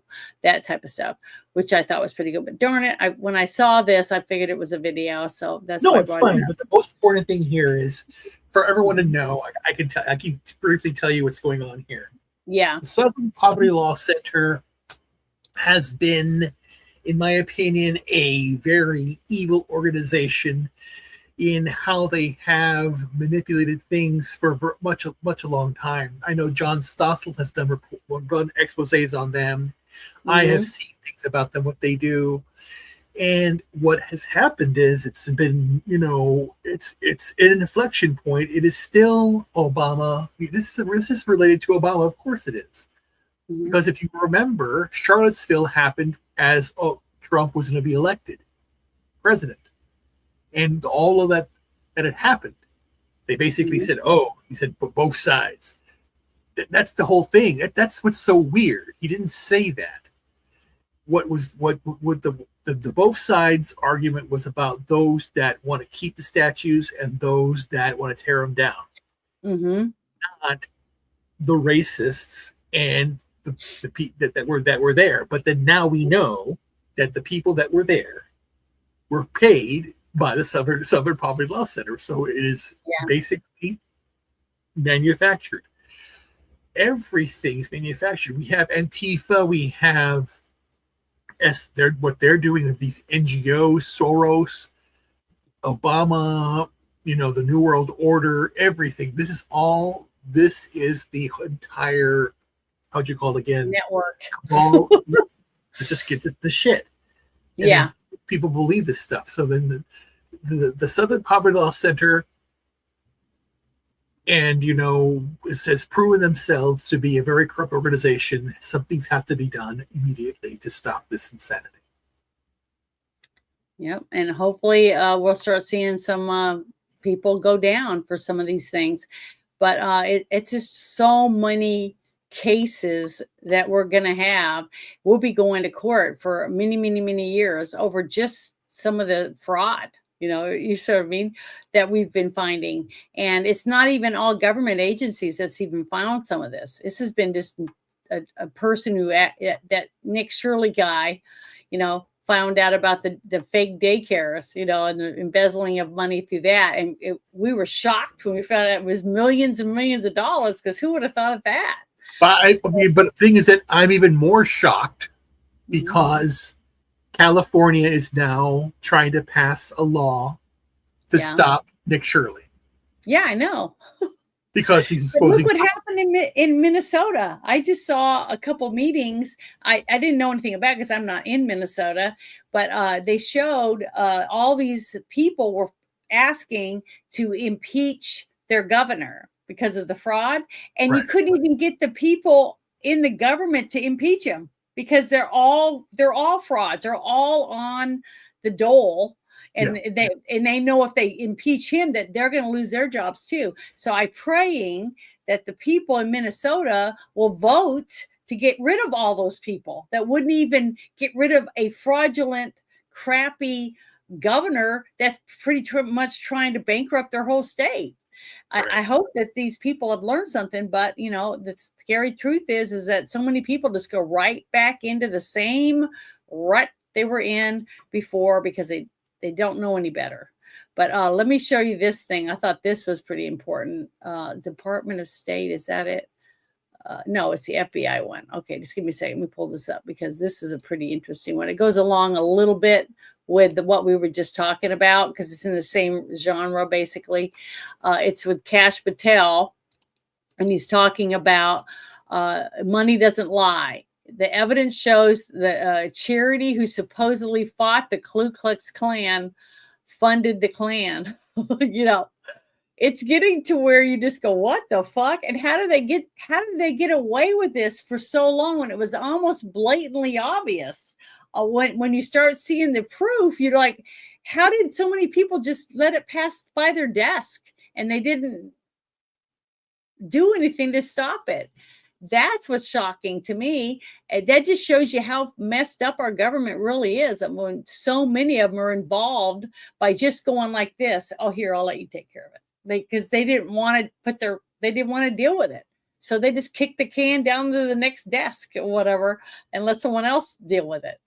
It's just a mess. It's a huge mess. And I feel sorry for Kash Patel and all the people right now that are in charge trying to weed through all the shit and keep the decent people that have been trying to do something and get rid of the ones that haven't done anything or just were taking the money and going home and not giving a shit, even though that their job was to not let this kind of stuff happen. So here we go. Money doesn't lie.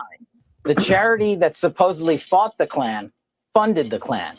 The charity that supposedly fought neo-Nazis funded neo-Nazis. The Southern Poverty Law Center ran a methodical, calculated scheme to defraud their donor base of $3 million and lied to them and used an illicit banking structure system to create shell companies to hide their money and who it was being sent to, specifically for the reason to sow discord and hate into our society. This is the ultimate definition of hypocrisy. And if you look at the indictment produced by the Department of Justice and the FBI, you will see that these banking institutions tie directly the funding mechanisms in which the Southern Poverty Law Center used to fund at least 8 hate groups they supposedly wanted to take out, but they were paying the very villains of our society they supposedly wanted to protect us from.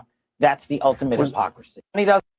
What cracks me up, though, is I don't know how many times I've said this when you and I've had discussions, is that I'm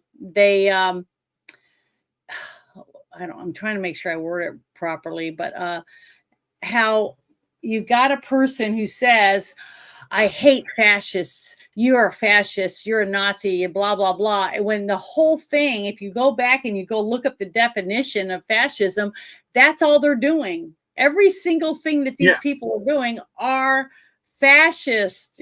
That's what I don't understand, how people don't even notice that. You want to know why? They're not being taught. They're not being taught history. Yeah. All they're being taught is Hitler bad, Trump bad, Trump Nazi, Hitler Nazi. That's it. It's code words. It's just short phrases. It has no meaning. The words have nothing. Yeah, and that's what's sad about it, is that we're cranking out people who have no idea about our history. Because if you tear down statues and you take history books out and you tear them up and you burn them because you don't like the fact that our ancestors had slaves, okay, well, what happens to a country that gets rid of the history? Guess what? History repeats itself. Because you have nothing to show you, hey, you guys did that before, and look how it turned out. So if you have history books and your kids are reading it and they know our history, they're not going to want to go back to doing the certain things that we did in our past unless it was a good thing. See what I mean? But you can't learn from it if it's not even taught anymore in school. You know what I mean? That cursive, they don't want to teach you how to write cursive, which means all these kids are going to be graduating and they're being college and they can't even go to a museum and read the original Bill of Rights because it's in cursive. It's I don't understand any of it. To me, it just, I must be, I'm so far out of the loop apparently that I just don't understand how any of that makes any sense. Well, I say nobody reads, but again, from my perspective, if you listen to an audiobook, maybe it passes, but the act of reading, the actual saying the words is important. Yeah. Reading it, you can read it aloud or to yourself or whatever, but the idea is to understand. I don't know. I guess when I write something, I want to put my vision in the head of the person. Yeah, because when you read a story, okay, it comes to life in your mind. Okay, the characters come to life. You see them interacting in your mind as you read the story. That's why some novels are just kick ass and you can't put the book down, is because you don't want the story to stop. You want to keep going and find out where they're going to end up. You just get so excited. And it's sometimes reading a book is even better than a movie, because a lot of people will read the series of books like Game of Thrones, right? Then they go and they watch it and they're like, that was shit, because they can't compare to what your own imagination can put together for you as a story. So a lot of people like books even more than they like movies because it's better, because you can make it better in your own mind than they can make it on the screen. Unless the person's never read it. So a lot of the movies that I've gone to watch that I absolutely loved and my friends thought were shit is because I never read the story. So to me, the book didn't exist in my mind. So in a way, some people are better off not reading it before they see the movie if you're going to do both, whatever. So it's just funny how different people's perspective on how they absorb information can change the way people react, they bicker and fight over it because it's not what they expected it to be. So, like we were talking about earlier about the dialogue, if they don't use the right terminology or speak the words the right way, considering where they're supposed to be at and what year they're living in, that kind of thing, it can ruin the whole show. for the people watching.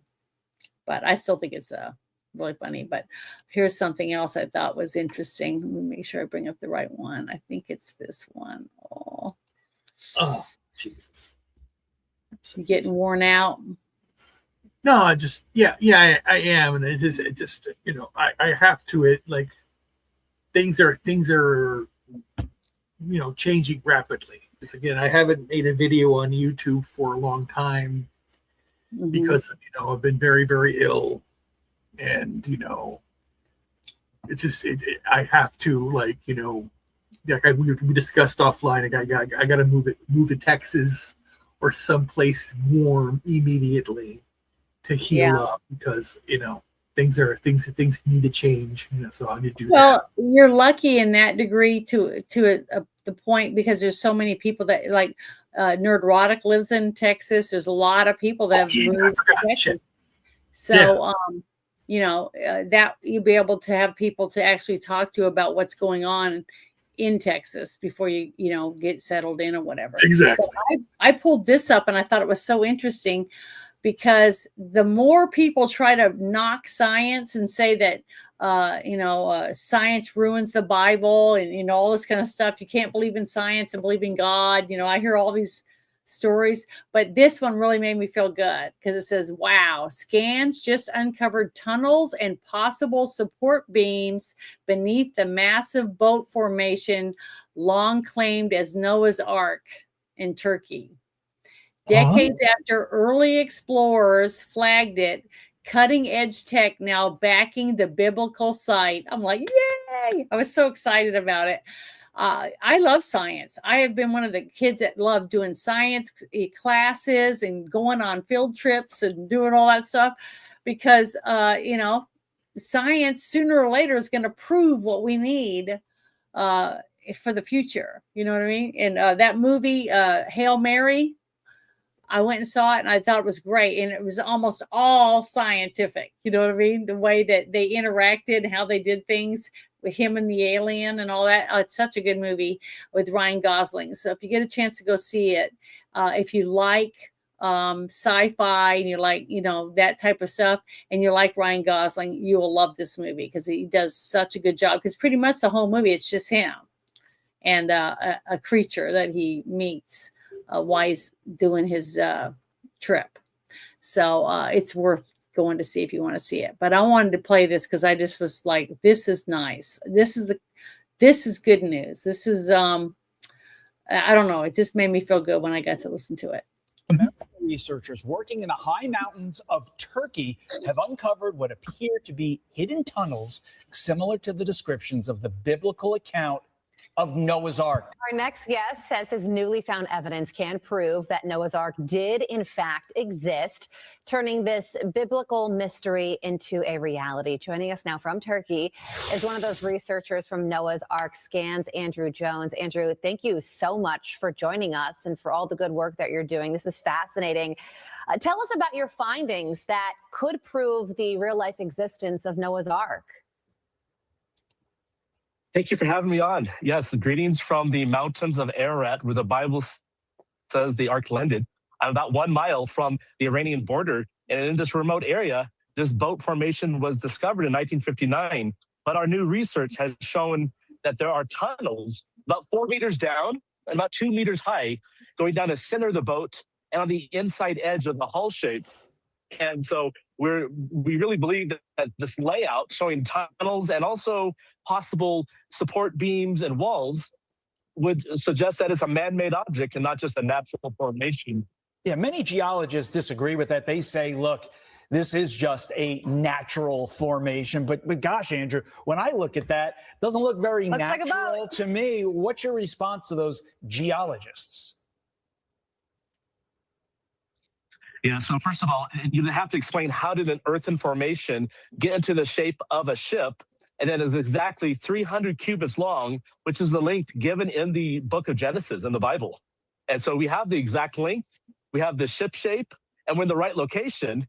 And now we're also seeing that the soil inside is different from right outside the formation. So we have 3 times more organic matter found inside versus right outside. So it's a distinct object and not just part of the mountainside. Can you take your work underground and explore some of these tunnels to get a definitive answer? That is the next goal. And we're really hoping that the Turkish universities will be able to do that. And so that's the plan. And that's what we've suggested. And we're even wanting to help with designing a robot that can go down into these tunnels and film and take samples. I understand that your organization is called Noah's Ark Scans, which probably answers my next question for me. But in your heart of hearts, based upon all the time and all the effort that you have put into this, do you truly believe that you have found Noah's Ark? Yes, I do believe that this is the real decayed, buried remains of Noah's Ark, the famous ship. And we're doing our best to convince the skeptics and show the world this site. Yeah, there is a museum. I think it's in Kentucky. Yeah. The Noah's Ark Museum.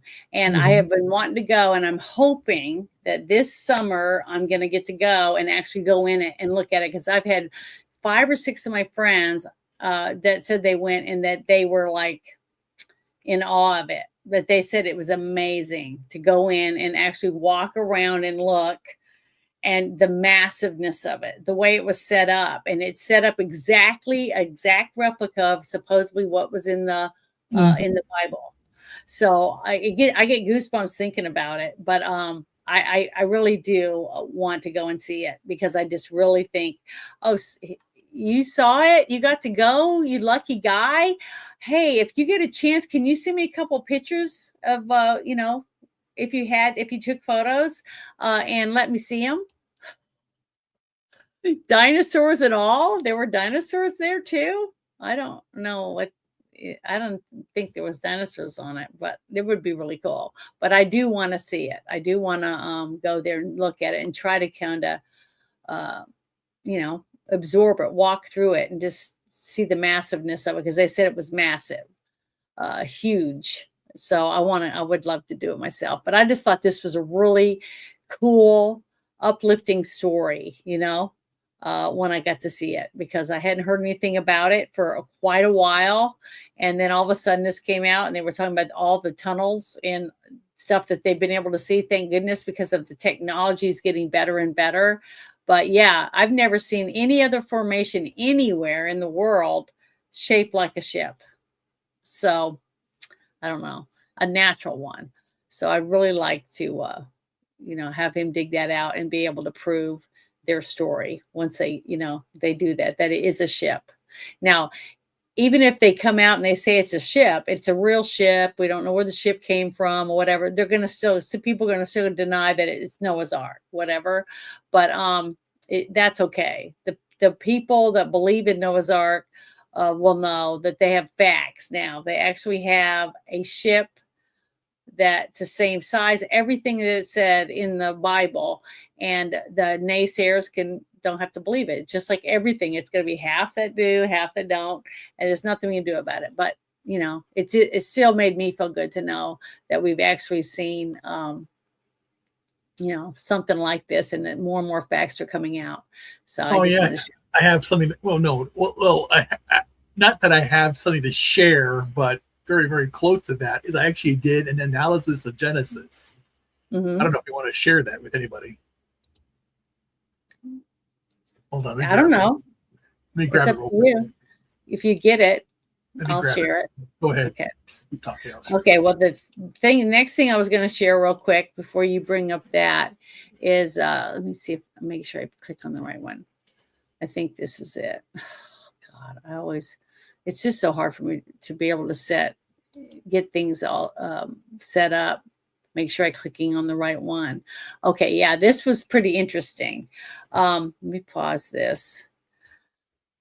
Because this is another, Bayer, it's a company, right? Another one. Deep State just got caught red-handed again, is what this person's saying. CIA officially admits cancer is biologically identical to parasites.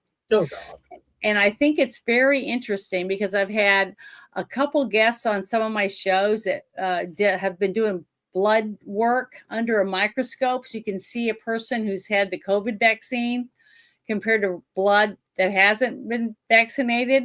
And you can see that there's things in there, moving around, and that they eat red blood cells.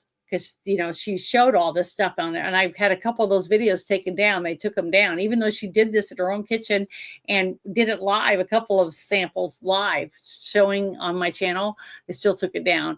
But they're talking about, it says, while the medical cartel, Pfizer, Bayer, and all these other names, owns the entire $1 trillion cancer industry and profits off your suffering, basically.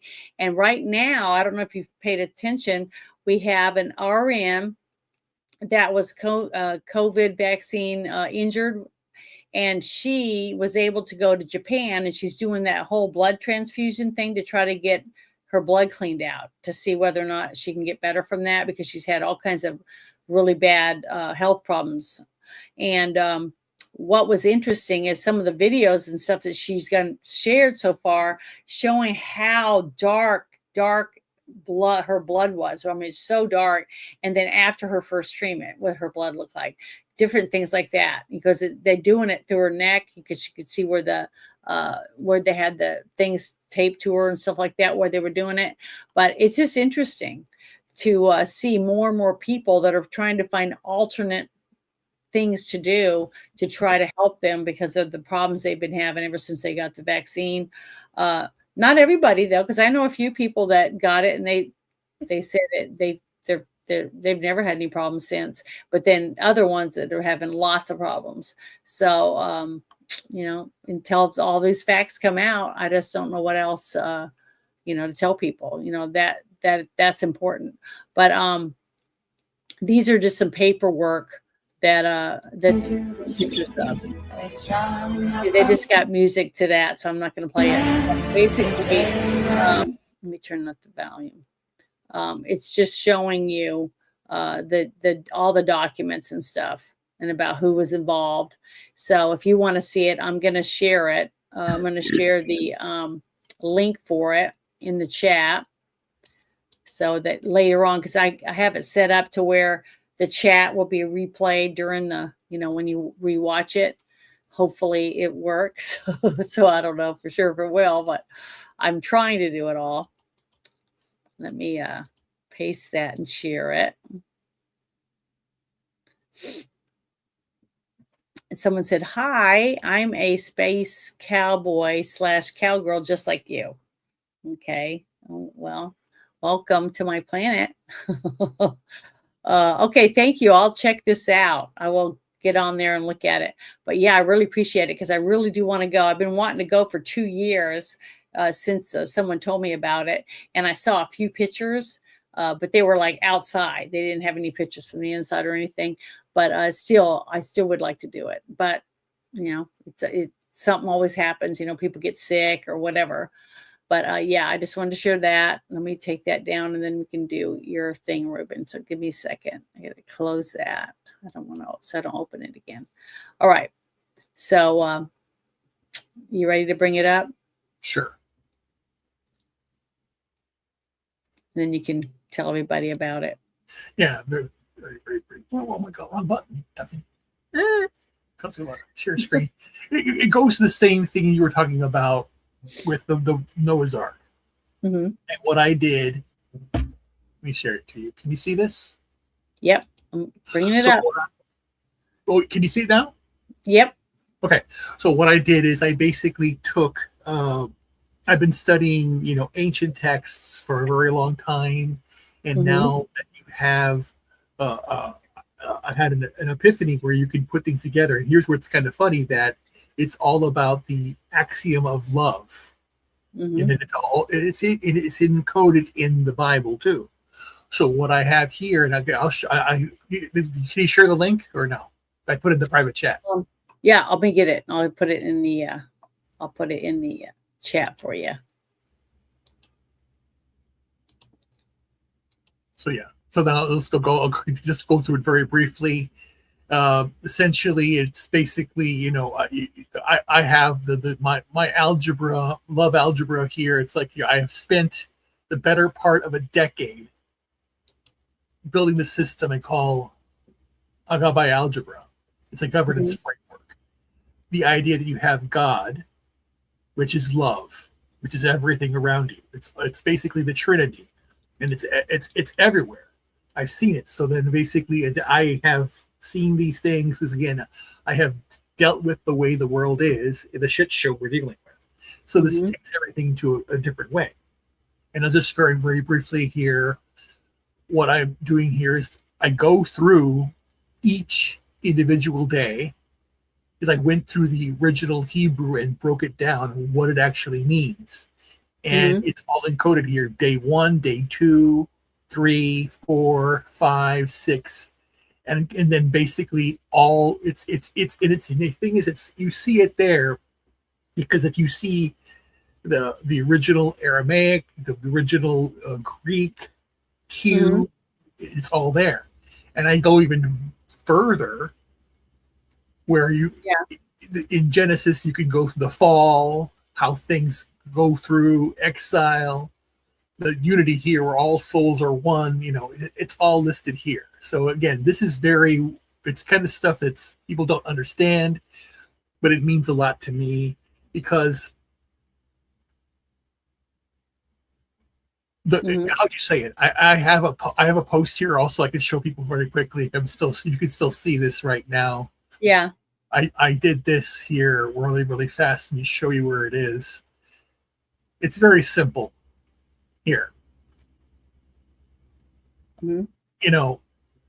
Your peace, world peace, your world, world war, choose now. I wrote this about a couple months ago. Actually, back in September. Yeah. What's going on here is people are wondering about this world. It's like, why can't we have world peace? And I put in here, you have to decide to be at peace. That's how we get world peace. Every single person has to decide to have peace. World peace equals my peace, your peace times 8 billion. If you did that, you get everything done. And I wove through all these different things. And another post I have here. Because here's what's so funny. And I can stop that, share that now. But what's so funny, when you actually read the original text, not the King James version, when you go back, you take out what man has changed. That's the whole idea. It's with anything that's been corrupted. You see the truth. That's what I've been have there. But contact me for everything. Well, good. I mean, I think it's great. Hopefully you'll get a few notifications since you shared this stuff. Yes. I want to share this next thing because this is some more stuff about what I was telling you about. So many things that are starting to come out about California thanks to that kid from Minnesota, right? Digging around, him and his friend. I can't remember his friend's name, the one that's done a couple shows with him. It says California Dems stole a staggering $334 billion with a B from taxpayers in just 5 years, bigger than every other state combined. Because I remember it was a couple weeks ago on the show, I talked about almost $1 billion in one county being fraudulently stolen, basically using Medicaid, saying for hospice, basically. $1 billion worth of people supposedly used hospice in this one county in California. Okay. And which we know is, we're knowing now it's coming out. There weren't even, they didn't even have the people that died. Supposedly when you get hospice care, they die at the end, but there was no death certificates. There was nothing to prove that there was anybody using this money. You see what I mean? So it's terrible. The fact that these people their heads got so big that they feel they could take anything they wanted. They just put their arms out and just scoop up all the taxpayer money that they felt like that they deserved because they figured a way to funnel it to their whatever, their yacht, with that much money, $434 billion, they could buy islands, a whole island and put buildings on it and make a whole resort for that amount of money and be living high off the hog in another country. But I'm going to share this real quick because I think it's pretty good. But listen to this. It's just like Gavin Newsom, he fixed the homelessness problem many years ago. He kept announcing that he's fixed it while the problem gets worse. I mean, this guy's a total disgrace, Gavin Newsom. If it's been fixed, then why is the money still going out? He says it was fixed in 2021. Those payments were from 2024. Right. He's just lying and gaslighting as he is on every single issue. And the truth is that California has got more fraud than the rest of America put together. And Dr. Oz is absolutely right. We need cooperation with the federal government. When I'm governor, that's what we'll get. In the meantime, I mean, we're trying to find it as well. My organization, Cal Doge, part of my campaign, we estimate now that the total fraud in the last 5 years in California, $434 billion. And what are they doing about it? Nothing, because they have total contempt for taxpayers. They don't consider it that it's our money that they're stealing and wasting. And that is why they're going to lose this year. Just like this guy is running for office. Now, he's got balls to bring all this out, and I hope that the people in California are paying attention this time. I mean, all I've heard for the last couple of years is that the fire hydrants have no water in them. The reservoirs that are supposed to have water for forest fires and for people's homes to keep from burning when a fire truck comes to hook up to it should actually have water in them. Right? All these different problems like that. And then the fact that a person can't even rebuild their property until they have all these different permits and shit. That a lot of people haven't even rebuilt yet from the fires that Trump first went to when he first got elected. Because they can't get the shit they need to rebuild. Then also they have rolling blackouts in the whole state because they've closed all the nuclear power plants. And then they yell and scream to Palo Verde in Arizona to send them more power, which is a nuclear power plant. So they want nuclear power. They just don't want nuclear power in their state. I mean, I've never seen such a fucked up mess as I'm seeing coming out of California. More and more things, not just the money and the fraud, the way that they run the state is beyond comprehension to me, and how that the people have let them get away with it for so long. I mean, they want electric cars, they want electric homes, they want all these things. They want wind turbines, which need electricity. Okay, they need solar panels, they need all these different things, but they don't want nuclear power. I just don't understand how anybody gets elected there when they have no common sense at all. At least that's how they act. You know what I mean? It's total stupidity. I mean, people must. And then I heard people griping one morning in a space on X that they were saying we pay over $6 or something a gallon for gas, and Trump is not doing anything about it. And I'm like, well, gosh, I barely pay $3 a gallon in my state. I wonder why yours is so expensive. It could be that your state adds $3 a gallon as taxes on your gas.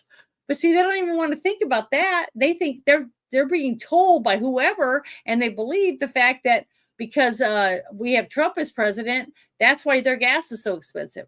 But this last I heard, every other state that I know of, unless it's a liberal state, I guess, because most liberal states have higher everything. But what's scary is if you just look at all the cities all the way across the country, they're run by Democrats, and they're run into the ground until they're penniless, and then the rest of the state has to pay back the money that one state's taking. Like you'll have all the road budget all going to the big city, you know what I mean? And then all the rest of the area is covered with potholes. So I live in a state that has a balanced budget amendment. So they are only allowed to spend a certain amount of money, no matter what. I don't understand how come. Well, I do understand now because of the Congress that we have. We'll never get a balanced budget amendment for that. Because I'm telling you right now, if you had a balanced budget amendment, this president would sign it. because to try to get these people to stay within their boundaries, because when you have a checkbook or a wallet, okay, and you got your paycheck and you got your money in your wallet, you open your wallet and you say, okay, I got to pay this bill, this bill, this bill, and I got to buy groceries, right? That's 4 different things. You take the money out and you try to go buy the stuff, and then you have what's left for groceries is right here, and usually you have to do without, because the other bills are more important, because you can turn off your electricity, or they can kick you out, or you don't have insurance, your house burns down, things like that.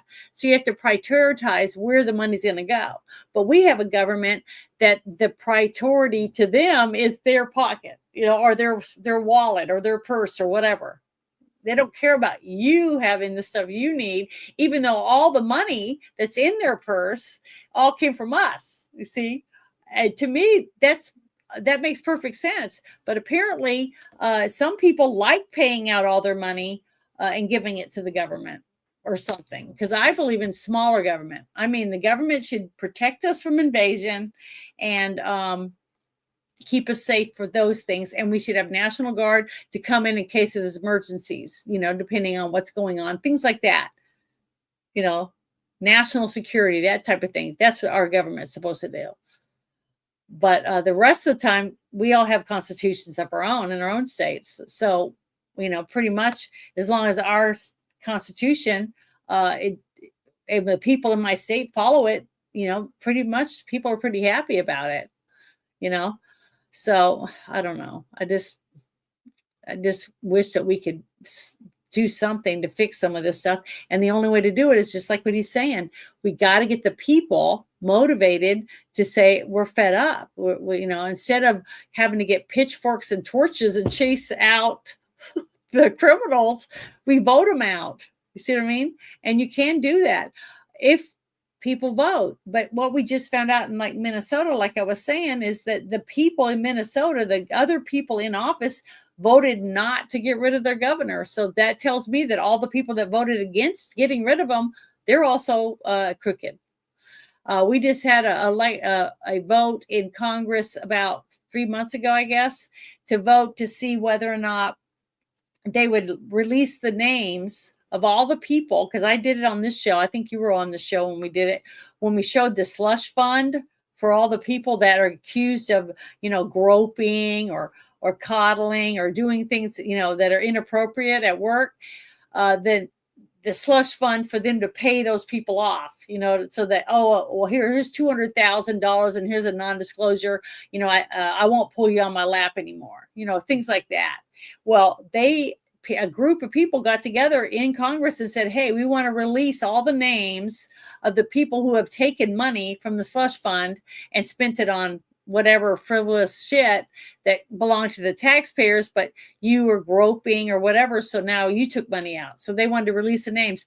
360 something said, no, we don't want to release the names. And 65 said, yes, we want to release the names. So that right there should tell you, we have 360 something people that don't care about what we want, the taxpayers. All they care about is what they want. So how do you get anything done for us when you have 360 something people sitting in that building voting against us all the time? You see, and 65 that are going to vote for us. See, it's way worse. It's not half. It's way worse than that, because the people that the fake rhinos, the fake, conservatives are also on the, on the liberal side. So, I don't see how we're ever going to fix that stuff, when we have it that bad off. And just think about what will happen if California turns red again, because wasn't it red a long time ago? I mean, I don't remember it ever being red, but people told me California used to be red. Was it? Mm-hmm. When was it red? Reagan was governor. The state of California, when was it a red state like Texas or Florida? Reagan was governor. When Reagan? Oh, see, I didn't realize it was he was a California Hollywood actor. I figured, just because he ran as a Republican didn't mean he really was a Republican. But was California first. Republican then? He was Democrat first, and he switched. Okay, yeah, I hear that a lot, but I don't know. I just always thought California was a liberal state. So when people say we'll be red again, I go, again? I just didn't realize that. I thought it was liberal. But I don't know. I'm just hoping, I'm still trying to make sure that we this is your I'm going to copy this again. I'm going to share your Substack again in the chat real quick in the public chat with everyone before I get to the next thing. Is I think we may have two more things is all I have left up here that I had pulled up. So wow, I'm really surprised that you've made it the whole way. I'm kind of liking it. I'm I know that you're probably getting really tired because it's what time is it now? It's it's 11:30 already. But let's see which one of these I wanted to pull up. I think we'll see what this one is real quick. Okay, this is a lot of people are thinking that Pete has done a good job, and then other people are saying, whatever. But this guy, he had an interesting thing about the true reason Pete Hegseth is being targeted is because he's standing between President Trump and a coup. So I just thought this was interesting. So I want you guys to listen to this interview real quick. It's only a small portion of it. Then we'll talk about what's on there. But I just thought it was interesting. International order, Council on Foreign Relation, Washington, D.C., Brookings Institute types. They were never told their wars were stupid or their generals were losers or that NATO didn't step up, that China would unleash a virus. So let's call it the China virus and hold them to account for it. All of those things were a calling out of an international order that was failing and is continuing to fail and now has a great advocate in the regime currently in the White House. And Ukraine, it's basically a fight Donald Trump by fighting Putin through Zelensky war. They finally found a war they just absolutely love. Trump threatened the international order. So basically what he's trying to say is that the reason that they all are against Trump and him and his group is because of all the things that Trump has been trying to get rid of, turning off the spigot. They hated, remember all the hate that Elon Musk took when he started Doge? But he was a genius when he did it. He went and he picked out all these young minds that were dying to go do this. They were so excited to go and do this job instead of finishing school at the time or missing out on their college or whatever to do it. But look what they found. I mean, they dug places that most people just had already filled the bag and set it in the corner and forgotten about it. You know what I mean? So it's like going into all the attics, in government, basically digging through all the attics. How interesting that must have been. I bet it was an experience that a lot of them just were like, what the, I think there's still some doing it too, isn't there? They're still going through shit because there's so much of it.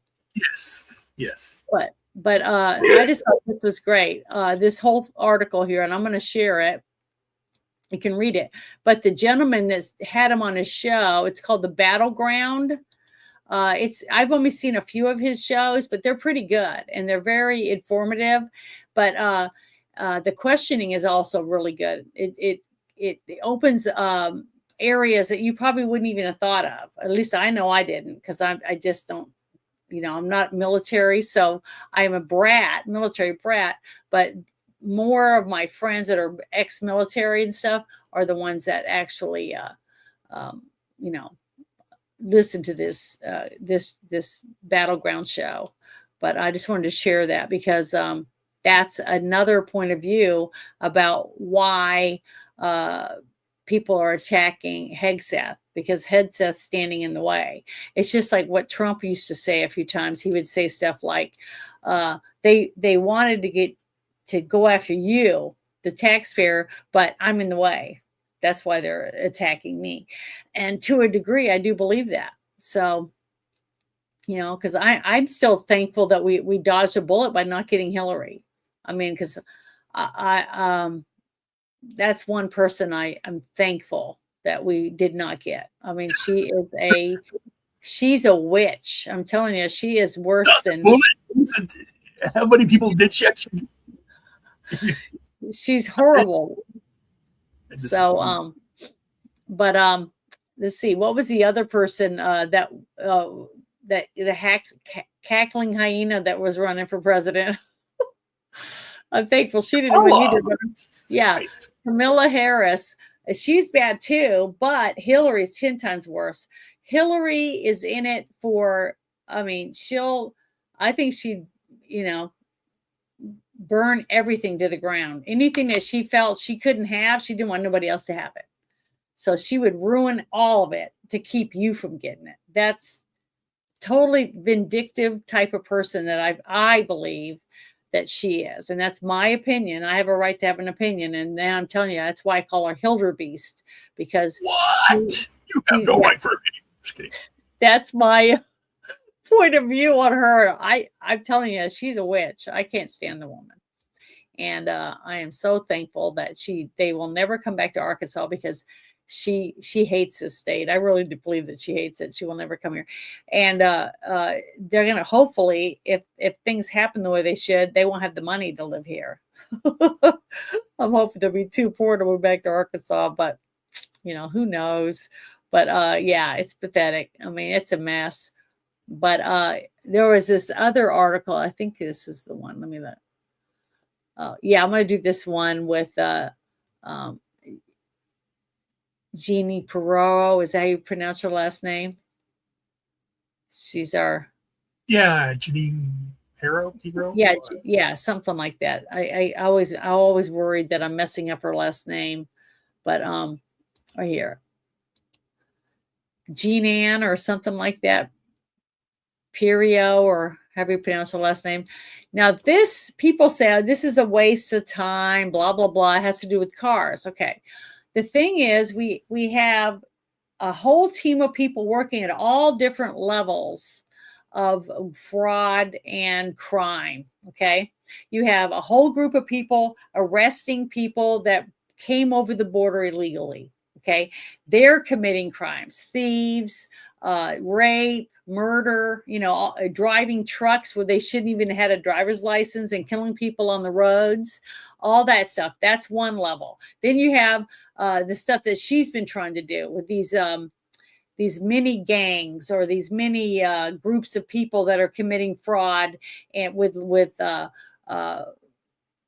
different types of crimes. And then it gets higher and higher depending on the level of money involved, what area it is, whether it's, trafficking or whatever. We got all these different people being arrested for so many different things, so many different areas. And to see these people working, I liked her before when she was doing interviews and she talked about different cases she was working on, things like that. I just think she's very interesting, and she seems like a real go-getter. But every one of us in this country, almost every family has a vehicle of some form, a truck, a motorcycle, or something, right? Or an RV. Well, we all have to pay insurance on that. We all have to pay the upkeep to take care of it. And sometimes they get stolen. Okay. And then we have to go through all that rigmarole of money of finding another vehicle to drive, getting a hold of your insurance company, if you have insurance, doing all those hoops that we got to jump through to keep going to your job and stuff. And usually nothing happens. They find your car, it's stripped down to nothing or whatever. It's been used in a crime, or it gets burnt up. They burn it to burn the fingerprints and stuff off or whatever. So it's just a real headache. But if we can crack down on crime, no matter what level it is, and we're cracking down on it, to me, that's a good thing. People getting arrested for crime in our country is a good thing. So I'm sick and tired of reading comments of people saying, oh, this is a waste of time. It isn't a waste of time. Anytime people get arrested for committing crimes against other Americans, that's America first. Okay. And it doesn't matter whether you think it's important, because it's not at the very top of the food chain. every single state has a different height in crime. And some states, like my state, okay, we don't even have as many people in the whole state as New York City has, and just in New York City. Okay, so we aren't going to ever be up here in the high crime because we got a tiny state. We got a small amount of people here. Compared Arkansas to Florida, we can't compete. Okay, we can't compete with Texas because we're small, but little states matter too. They're still Americans in those states.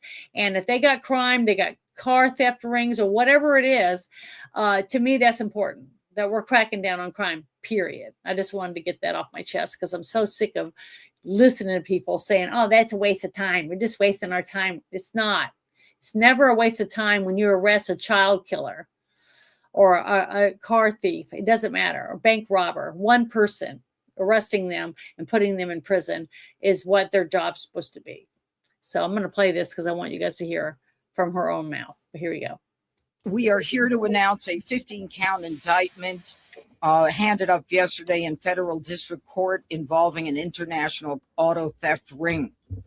They don't need keys and they don't need hot wiring, no smashed windows, no drama.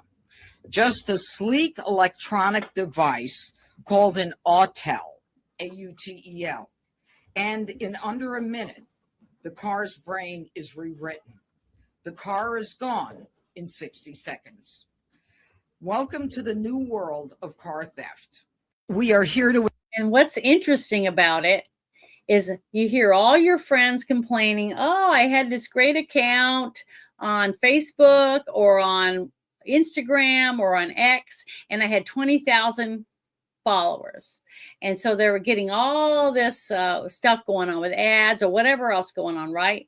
They get hacked because they clicked on a link or whatever in their messages or whatever, right? And they're bitching and moaning about it because they got hacked. Well, guess what? That can happen because it's electronic, right? On your computer, your iPad, or your phone. And if they hack your phone, they can get all your pictures, all your addresses, all the phone numbers, any banking information, anything they want that you had on that phone, they have access to it now. So now the cars that you get that don't have to have a key anymore, right? You don't have to have a key to open it. You don't have to have a key to start it. You have a push button key fob. Okay, so now all they got to do is use that and they can take your vehicle and they don't have to do anything. They just start your car and drive off. It's theirs. And it's going to be hard for you to find it because it might be on they drive it to a port, and they put it on a ship and they send it off to another country and they make 3 times the amount of money because it's an American made car. You know, if you think about that kind of stuff. So it's money. That's all they care about. They're criminals. They don't pay taxes. They could care less. So they just want your money because you just spend it and they know that your insurance company is going to pay you back for it or whatever. I don't know how it works because I've never had my vehicle stolen, but many people do. And it's a real hassle for Americans to have to go through all the rigmarole that they have to go through to get the insurance, to get another vehicle and stuff. And it's a pain in the ass. And these people are criminals and they should arrest them. And she said it was international, which tells me that that's probably exactly what they were doing. Taking the vehicles, putting them on these whatever ships or whatever and sending them somewhere. And making money 3 times the amount what they'd be able to sell it for in America because other countries like American-made cars. And American-made products. I mean, that's why we had the highest tariffs in every other country on our items, like a Harley motorcycle. It's very expensive over in the other countries because the tariffs are really, really high on them. So, you know, to me, I think this is great. And look, it's a small little group of people, but they're all working together. Everyone you see up there on that stage is working together to fight crime. And that's what we need. We need the criminals to know America is not the place that you're going to get to have business because we're going to be tough on you and you will go to prison. Now, I can tell you right now, any of these guys that come from these other countries that come here right?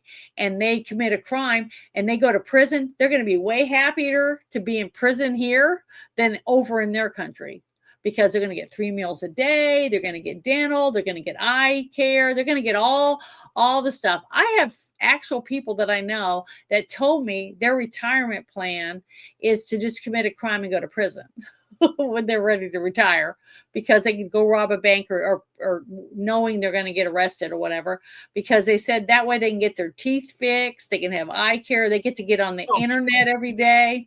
They get 3 meals a day. And some of them even get visits from women while they're in prison. So hell, it's like a resort. You know, we treat the prisoners pretty darn good. The prisoners probably get treated better than our veterans do. I mean, if you think about it, it's pretty pathetic. But, you know, I'm happy that these people are being arrested for the crimes that they committed. Did you know anything about this? No, but I know how they do it. So yeah. Yeah, using the key fobs to just steal the cars, rewiring them. Yeah. I had a friend, this was like 10 years ago, and I was shocked that they were able to do this. They said they had a group that they finally arrested them. It took years to get enough information to find out where these people were hiding out. But what they were doing was somehow rewiring. They would drive up and down streets, and they have key fobs, but for garages, right? Yep. So they would just go and click and click and click as they drove up and down until a garage opened up. Because then that means the code that was in the system worked on their garage. Yep. And what they did was they had robbed a couple of warehouses that had garage doors, you know, that they garage doors, and then they stole the fobs. Yep. Because almost every one of them has 2. Yes. Right? Yes. For each of the husband and wife or mom and dad or whoever, you know, that was owning the house, they take one of the fobs and then they just drive around, because they're using the same code on some of them. They're just not using them right next door to each other, that type of thing. But that's what they were doing. And they would open the garage and they'd go in and take shit and just go right into the house and steal. So these criminals are getting smarter and smarter, especially when you have one of them that is computer savvy and knows how to use electronic stuff. So, you know, just make sure you try to make sure that your doors are locked, and keep your garage doors locked if you can, you know, but do the best you can to protect your homes. But that was the last thing I had pulled up. Do you have anything that you want to talk about with what you have coming up or anything? Oh, just my stuff. Oh, just the stuff that you've already talked about. That's it right now. Yeah. Okay. Well, that's okay. That's a lot. Yeah. Check him out. Check out his Substack. He's got a lot of stuff on there. It seems very interesting. He's been working on it for quite a while. The only stuff I have going on is tomorrow I'll be playing, you know, in Bruce's game all day, playing Pathfinder basically. And on Sunday we're watching a movie that I've never seen and reviewing it afterward. And it's called Kelly's Heroes. It's a Clint Eastwood movie with a bunch of other stars in it. I've never heard of it before. He told me about it. So we're going to watch that, and then we're going to do the movie review afterwards. So if you haven't seen Kelly's Heroes and you want to see it, you want to watch it with us, because we usually get a small group of us in Discord. We watch it and then we talk about it afterward, and we find out some really cool, interesting trivia, because everybody that has seen it has already looked up things or whatever else. And that's how I get a lot of really cool stuff, is by doing that. So just let me know on my X or whatever if you'd like to watch it with us. We usually start watching it around 12:30 Central Time, and it's a lot of fun. So if you would like to join us, let me know. But I just want to say thank you to everyone, and I want to play a special video before I do my outro to thank my members that I now have, a few members for my channel, and I want to play this for them to let them know how I appreciate it. I really appreciate it. I just want to say thank you. Say thank you for everything. All the blessings, the messes, whatever comes next, I know you're watching over me. And I just want to be grateful. Just grateful for all I have.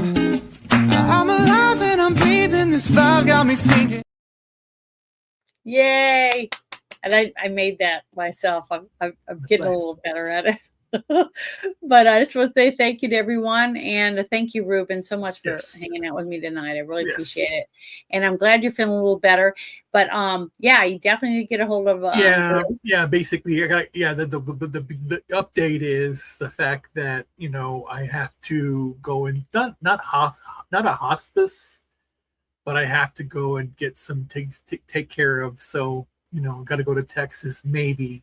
Got to figure it out and then get some healing done because I'm dealing with a lot of pain right now, and the doctors are saying this. So over the next few weeks, I'm going to talk to some more doctors and figure out what I have to do to get. So if things are changing, I have to change right away, unfortunately. But hope good things will happen. It's got to take it through one day at a time.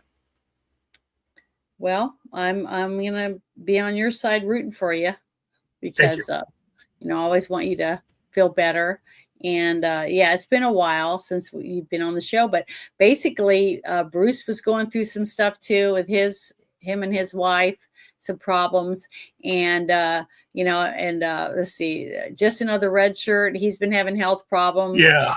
Orange Hat is now helping his brother do stuff, and most people that I've asked if they want to join me, they just go, I don't like politics. So I'm like, all right, well, I guess do it by myself then. It's not really politics. It's just more like it's mostly politics, because most of the shit that we're dealing with in our country is to do with somehow with politics. I hate to say that, but that's the truth. Yeah, political theater. But the thing is, that's okay. I don't mind being by myself, but it's nice to have someone join me every so often. I really, really appreciate it. So I'm glad I try to read all my stuff before I start, because I don't check them at all when I'm doing the show because I'm too busy. But I hadn't seen anything posted on the shit show, and then today I saw upcoming. Going, what? And I'm going, okay. So I try to put stuff out when I can, but sometimes people get notifications and other times they don't. So it's can't do anything about it. But I have nothing to do with any of that stuff. But I just want to say thank you again to everyone, and I hope you guys have a wonderful weekend. And you guys have a just make sure you love your neighbors and give your family hugs. There's nothing better than that, and it's good for you. It raises your endorphins, and it love heals. I mean, it really does. I really do believe that. And smiles heal. So God bless America, and I can't wait to see you guys next week for the Friday Night Shit Show. Thanks a lot. Bye, everyone. Boys and girls all over the world are being abused and tortured. The worst moments of these children's lives, they're being videotaped and they're being shared with other offenders all over the world. Many people would refer to this as CSAM, child sexual abuse material. They are suffering and they don't think that anyone is coming to help them. But we can. We can build that army and we can go get them. Come be a part of this team that is trying to push back this evil.